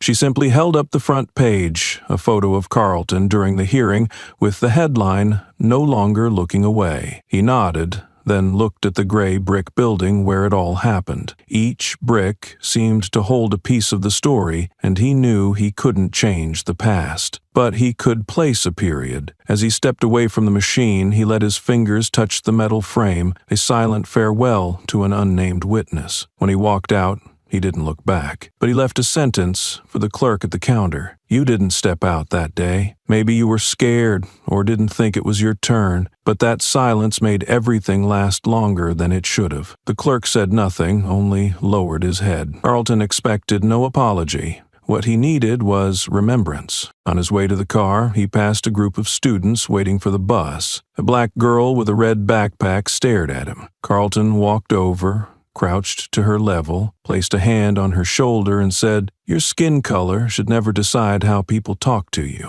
She nodded, eyes locked, as if learning something not written in textbooks. Carlton got in the car and shut the door. As the vehicle pulled away, he gave one last look at the gas station, the starting point of a deep fracture in the system. But today, he didn't see the break. He saw the possibility of rebuilding, from broken pieces, from words no longer hidden, from eyes willing to look back. He asked for no statements, no recognition. This return wasn't for media or internal files. It was a final goodbye. Not to the place, but to the powerlessness that once rooted itself in the man beaten down by a misjudged glance. And from the very ground where he once bled, Carlton walked away as if reclaiming something he was never properly given: dignity. The gas station door closed behind Carlton, but the sound of the boy's bike tires still echoed in his mind. The clerk behind the counter had been silent since Carlton spoke. His eyes flickered between gratitude and unease, as if sorting through old memories. Carlton stood a moment longer, then said in a low voice, "You didn't turn away. That's why I kept going." The clerk furrowed his brow. Doing nothing, no questions, no objections, had seemed harmless, yet it had allowed wrongs to become routine. Carlton didn't wait for a reply. He hadn't come to accuse, but to return the responsibility the clerk had once avoided, a memory they both should carry. Walking back to his car, Carlton moved more slowly. A school bus pulled up at the corner, picking up children. Among them, he saw the girl with the red backpack, clutching a book, watching him, not with curiosity, but with a question deeper than words. He crossed the street. The bus driver nodded, understanding. Carlton approached the girl, gently placed a hand on her shoulder. The world quieted. She didn't flinch or look away. Her eyes were wide, ready to receive what adults rarely say. Looking into her eyes, Carlton said, "Your skin color doesn't decide how people should speak to you." It wasn't a lecture, just a truth dropped gently, rippling through her understanding. She nodded slightly, eyes fixed on him as the bus doors closed. Carlton returned to his car, not thinking of hearings or headlines. What he'd done wasn't planned, nor for cameras, but he knew that moment mattered more than any press conference. Real change starts not in chambers or files, but in a timely touch. A truth told to the right person. He started the engine, glanced in the rearview mirror. The bus turned onto the main road, disappearing behind trees. Carlton didn't smile or sigh. His gaze remained steady, as if witnessing something growing, not from him, but from those who'd never had a voice. The gas station faded in the mirror. But from there, he knew, a chain reaction had begun. Not a grand protest, but a series of awakenings, from the clerk behind the counter to the girl by the bus. People once unconnected, now linked by a shared memory. The first time someone spoke plainly about dignity, without pretense. Carlton drove on, leaving no statements for the press. His story was no longer personal. It had moved beyond bureaucracy and departments. Most importantly, it was being retold, bit by bit, in how people began to see each other differently. not for titles or notoriety, but because, for the first time, they understood a person's worth isn't in their resume, but in how we choose to speak to them. The evening news on a local station replayed a blurry security clip from a convenience store camera. Though unclear, the footage still captured a figure the system could never forget. Carlton walking out of the gas station, not hurried, not following anyone, but side by side with a middle-aged Asian man. They moved away from the scene not like men escaping a fight, but like survivors of a storm. The incident began when the man, while checking out, stammered a few unclear words in English. The clerk misunderstood, assuming he was dodging a question about his credit card. Another shopper chimed in, claiming the man was hiding something. His accent and confusion drowned out any explanation until Carlton stepped in. Without pressing for details, he looked around and calmly spoke a few simple words in Japanese. Not fluent, but enough to be understood and to show he was standing with the man. The gesture was recorded without drama or confrontation, but it quickly spread, not for shock value, but for one clear reason. Carlton had stood with someone voiceless. At the very moment that man was being pushed aside. No badge, no title, just instinct, shaped by a lifetime of being misunderstood and forced to prove his worth with blood and memory. The next day, a regional radio show opened phone lines to residents. An older woman called in to describe what she saw, her voice trembling with surprise. "I've lived here nearly 30 years, she said, and it's the first time I've seen someone use power without raising their voice." That line was replayed all day, becoming a quiet reminder without needing a campaign. More callers focused on Carlton. A retired trucker said he once met Carlton at a veterans dinner, but never imagined he'd live so humbly while still seeing right and wrong so clearly. A high school student said a civics class discussion about Carlton taught him that stepping in isn't a privilege of officials, it's a reflex of anyone still holding on to decency. These stories didn't cast Carlton as a legend, they spoke of him as a real person, doing ordinary things, enough to make others believe they, too, could act when witnessing injustice. What mattered most was that these actions needed no camera, no spotlight, just someone willing to step forward when another was being shoved back. At the end of the program, the radio host closed with a line that would later be printed on a local paper's front page. "Maybe we once believed justice had to come from the highest places, but sometimes it starts with someone choosing to listen before others finish misjudging." That sentence echoed across social media and sparked discussions in parent groups, teacher circles, and community meetings once known only for debates over funding and facilities. Carlton made no statement.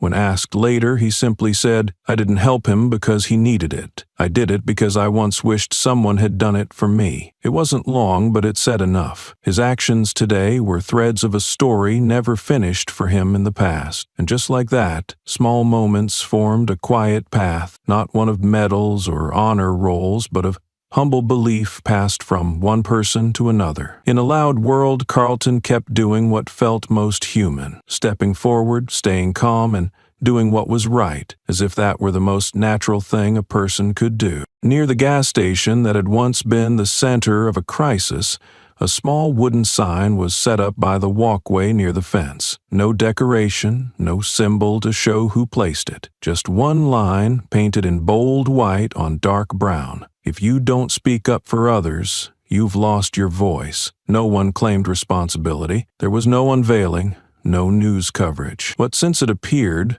people stopped to read, took photos, then quietly walked away, as if carrying something they hadn't yet found words for. At first, many thought it was a warning or temporary notice, but those who paused longer realized it was a reminder, not of a single event, but of the choice between what's right and what's easy. An older woman walking by told her grandchild, "That sounds like something Mr. Carlton would say." The child stared at the sign for a long time, then asked, "Do we lose our voice if we're afraid?" The woman didn't answer right away. She just held the child's hand tighter as they kept walking. Just a few meters from the sign, the gas station doors still opened daily as usual. Inside, the manager, a lean, graying man, often stood behind the counter himself, instead of delegating to staff. In a conversation with a group of journalism interns, he said, "I used to think this place was neutral. A gas station's a gas station. Everyone needs fuel, no matter their skin color or beliefs." He paused, then continued, his voice lower. "But then that happened, and I realized silence isn't neutral. It's a choice, a side you take,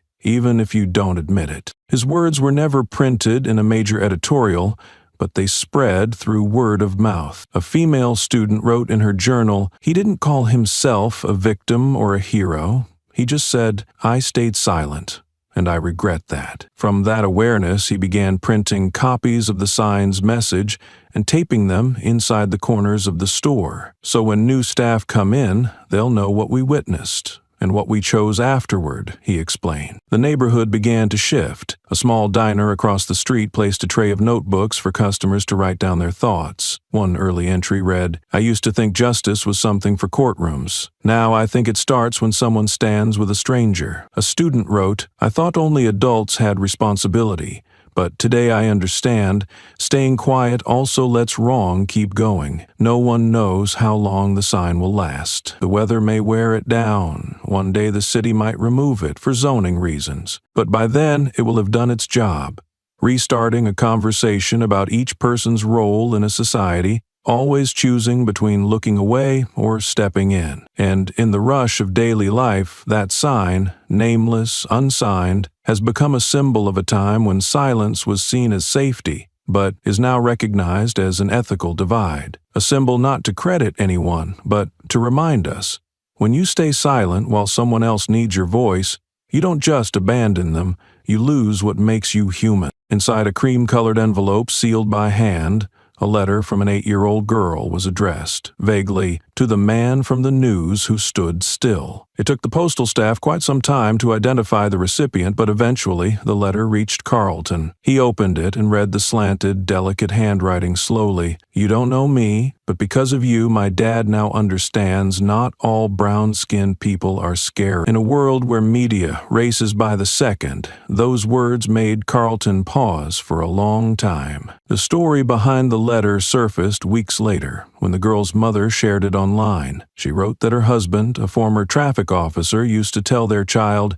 "Stay away from strangers, especially those who look rough or dress sloppily." But after watching the gas station incident and learning more, he sat in silence for a long time. He later bought books to teach their daughter about cultural diversity. When the girl asked, "Why didn't that man fight back?" he simply said, "Because he's stronger than we thought." Seeing her secretly write to Carlton, he didn't stop her, only advised, "Make sure he knows you mean it." The quiet impact of that moment didn't end with one family. During internal meetings, younger officers began questioning their training methods. A group of 7 submitted transfer requests to a department in a neighboring state, piloting a Preserve Without Harm initiative. In an attached note, one officer wrote, "I'm starting over not because I was wrong, but because I wasn't taught enough." When asked why he made the change, a recruit shared in an off-duty interview, "We don't want to grow into this job and one day tell our kids we used to fear civilians just because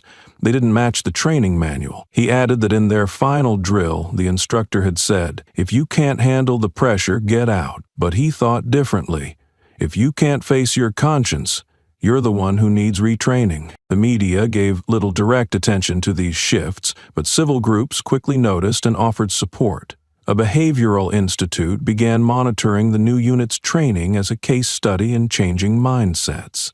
Practice sessions now began with questions like, "If you were that person, what would you hope from someone in power?" In one simulation involving a driver who didn't speak English, a trainee chose to sit at eye level and use a phone to translate instead of forcing compliance. When asked why he didn't follow standard restraint protocol, he answered, "If I make them panic and they run, I might be the reason a simple stop becomes a tragedy." The session ended not with praise, but with a heavy silence, one that made everyone realize they had just learned something not found in textbooks. Carlton never met any of them, but when he received another envelope, this time containing a photocopy of a news article from the new training unit with a handwritten note, "We're starting again from the first question." He placed it beside the little girl's letter. Two fragments from different generations, both pointing to the same truth. Change doesn't need to begin with protests or declarations. It begins when someone chooses to relearn, knowing that the survival of a just society lies in how power is exercised.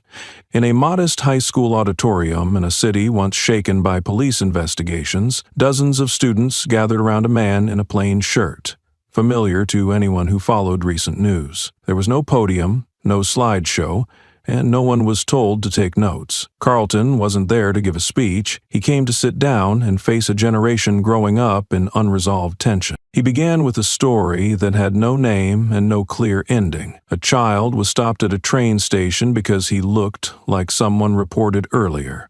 When the officer found only bread and school books in the bag, the boy didn't cry or argue. He just asked, "If you forgot to check carefully today, would I end up in a record?" Carlton stopped there, offering no comment, as if to let the question hang in the room. Students began raising their hands.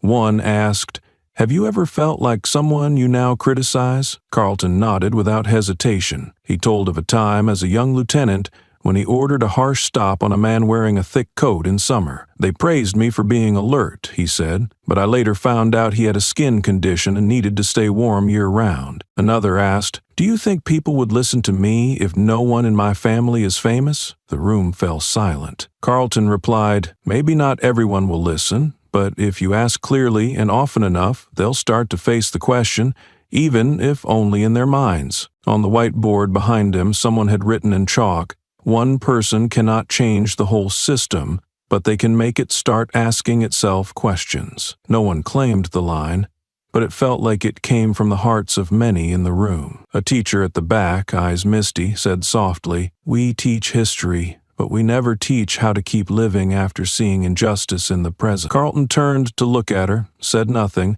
and placed a hand on the notebook where he had written down nearly every question asked that day. When the session ended, no one rushed out. Some students stayed to ask for a photo, but many simply came forward, shook his hand, and left. A 12th grader left a folded note on a chair. "I used to think justice was not for people like me. Today, I think differently." Carlton pocketed the note and told the homeroom teacher, "If one child is brave enough to change what they believe, then we adults have no excuse to delay." That evening, a shaky video clip of the session was posted online. It wasn't sharp and the audio faded behind a ceiling fan, but the part where Carlton spoke of the soldier who stayed silent to protect his unit spread quickly. Thousands shared it, with the caption, "He didn't speak for others. He helped them hear themselves more clearly." The next day, the principal received a wave of emails from parents, not to complain, but to ask for the transcript. One wrote,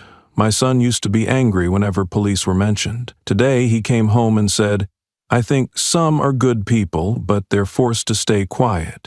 Now I want to know why.'" Carlton didn't stay to receive thanks. He left in the late afternoon, walking with his usual calm pace. At the gate, he turned to look back at the row of classrooms. In the light of sunset, something seemed to be starting. Not a loud change, but the quiet movement of questions that were never allowed to be asked, and, to him, that might matter more than any verdict already delivered. On social media, headlines about major lawsuits and debates over new legislation gradually gave way to other topics. Trending hashtags faded, and the loud campaigns no longer led the conversation. But in smaller communities, where residents once silently endured every time a police car passed, a quiet shift began. It wasn't a revolution sparked by slogans, but a slow change in how people talked, questioned, and chose to listen rather than jump to conclusion. In a closed meeting between city council members and representatives from civil groups,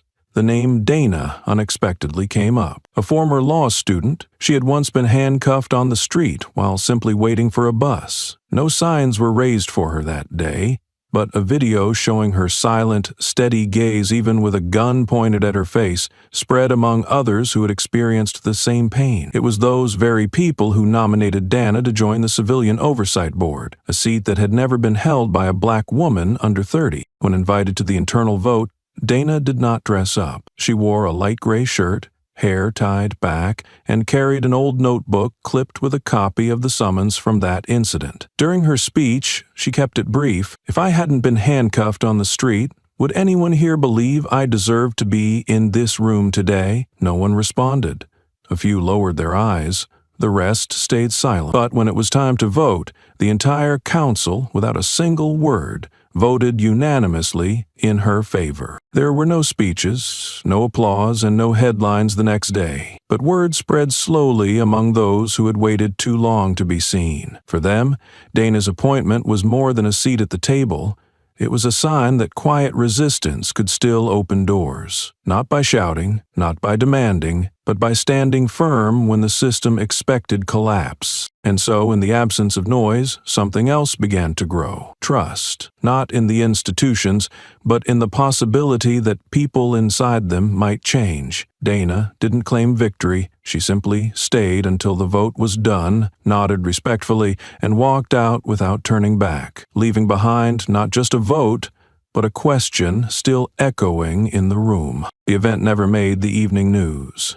No headline explored what it meant for a victim to oversee those who once held power over her. But in small homes near where Dana used to live, people started taping handwritten notes to their doors. Justice doesn't start with the righteous. It starts when the wrong stop being protected. On a dark wood door in Southridge, someone painted in white, "We don't need more heroes. We need fewer who close their eyes." The silence of fear, of bias, swallowed in staff meetings began to crack.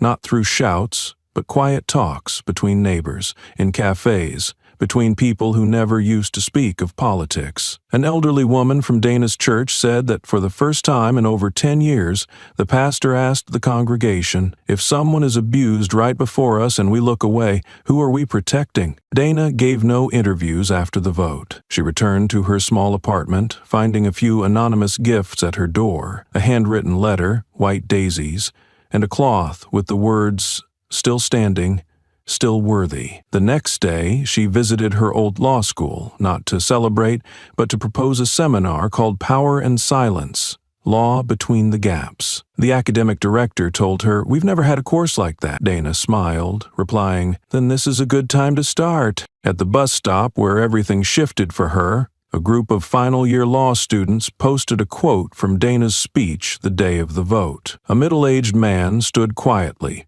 then took a photo. His companion asked, "Why that sign?" He said, "To remember that silence isn't always defeat. Sometimes it's waiting for the moment the system has to listen." To the public, Dana's nomination and confirmation stirred no media storm, but for those who never thought they'd be in the room to listen, to be counted or believed, Dana's presence proved that change doesn't always shake the ground. It only needs to go deep enough to unsettle the habit once accepted as normal, the habit of looking away when truth wasn't loud enough. On the gray wall where Carlton's head had once been forced down, there were no flowers, no white ribbons, no bold-lettered signs to remind anyone that a man had once been humiliated there. Yet it was precisely that silence that lingered longer than any plaque could. The dark stain of blood had seeped deep into the brick, not because someone preserved it, but because no one dared to erase it. Not because they couldn't, but because eventually everyone understood that some things must remain untouched, so that no one forgets what once shook an entire city. Carlton was no mythical hero. He didn't fight back with fists, reclaim dignity through lawsuits, or move with a team documenting every step. When he was handcuffed at the gas station solely because of his skin, he didn't shout or resist. He simply held his gaze steady, forcing the system to see itself in a distorted mirror where professional instinct warped into prejudice and silence turned into complicity. But what truly unsettled the city wasn't just Carlton himself. It was how those around him began to see themselves differently. From the station clerk who didn't look away, to the child who asked, Why are they talking to him like that? Each small act cracked the long silence. Each part of this story was a cut of reality. One officer was permanently suspended for ethical misconduct. A young officer stepped forward to testify against the institution he had long served in silence. Lawmakers are proposing reform under public pressure. TV stations turned their backs, but underground podcasts and everyday people began retelling the truth. A small newspaper dared to run a column asking, "What if they didn't hold a title?" And from that, society was forced to face the question, are we really seeing someone, or just avoiding what we don't want to see? While public outrage ignited over every viral frame, the system clung to its familiar shell, blaming the moment, citing protocol. But from forgotten fragments, like a girl saying her father no longer feared brown-skinned people because of Carlton, change began to seep deeper into society. It was no longer a story of one victim or one corrupt officer. It was about a culture that had learned to stay silent, look away, and excuse mistakes when the wrongdoer wore a badge. The greatest lesson was this: change doesn't start with power. It begins the moment someone chooses not to turn away, even when no one asks, no crowd cheers, and no outcome is guaranteed. Carlton didn't speak out the way a protest is usually imagined. He didn't lecture, just told stories. Didn't declare, just asked. But the way he held his dignity while being diminished forced everyone around him to reconsider what it means to see a person, not by skin color, but by how he stood tall without needing to rise. And that is the story's greatest message. The first reflex of a person can be relearned. Character does not have to be the loudest voice in the courtroom. It can begin with a gaze no longer ruled by fear, a hand no longer clenched in anger, a question asked at the right moment. If he weren't a general, who would care? And the answer lies in what happens next, not in the excuses that follow. In the end, the wall where Carlton once had his face pressed into the brick is no longer a sight of shame. It is a reminder that justice is not something granted, but something to be guarded, day by day, person by person, through each gaze that chooses not to look away. People stop at that wall, not because it is special, but because they understand. This was once where a whole system tried to avoid the truth and finally had to face it. In quiet corners where students begin to ask, why is brown skin suspicious, where young officers ask to be retrained, and where those who once turned away now choose to stay, he is present, not by title, but by the aftershock of an act that did not yield. The story does not end with a verdict, and no medal is awarded. Yet every step Carlton took cracked the system, not because he fought with authority, but because he let his calm confront a habit of quietly hiding the wrong. He never had to shout because his silence made it impossible for society to stay quiet. From the dusty gas station to congressional hearing rooms, from a dark brick to a sixth grader's essay, every detail of the story is a reminder. No reflex is fixed. Wrong may repeat, but once awareness begins, it travels far. And if you have ever asked, what can one person change? Remember, Carlton did not take the system. He made it look in the mirror.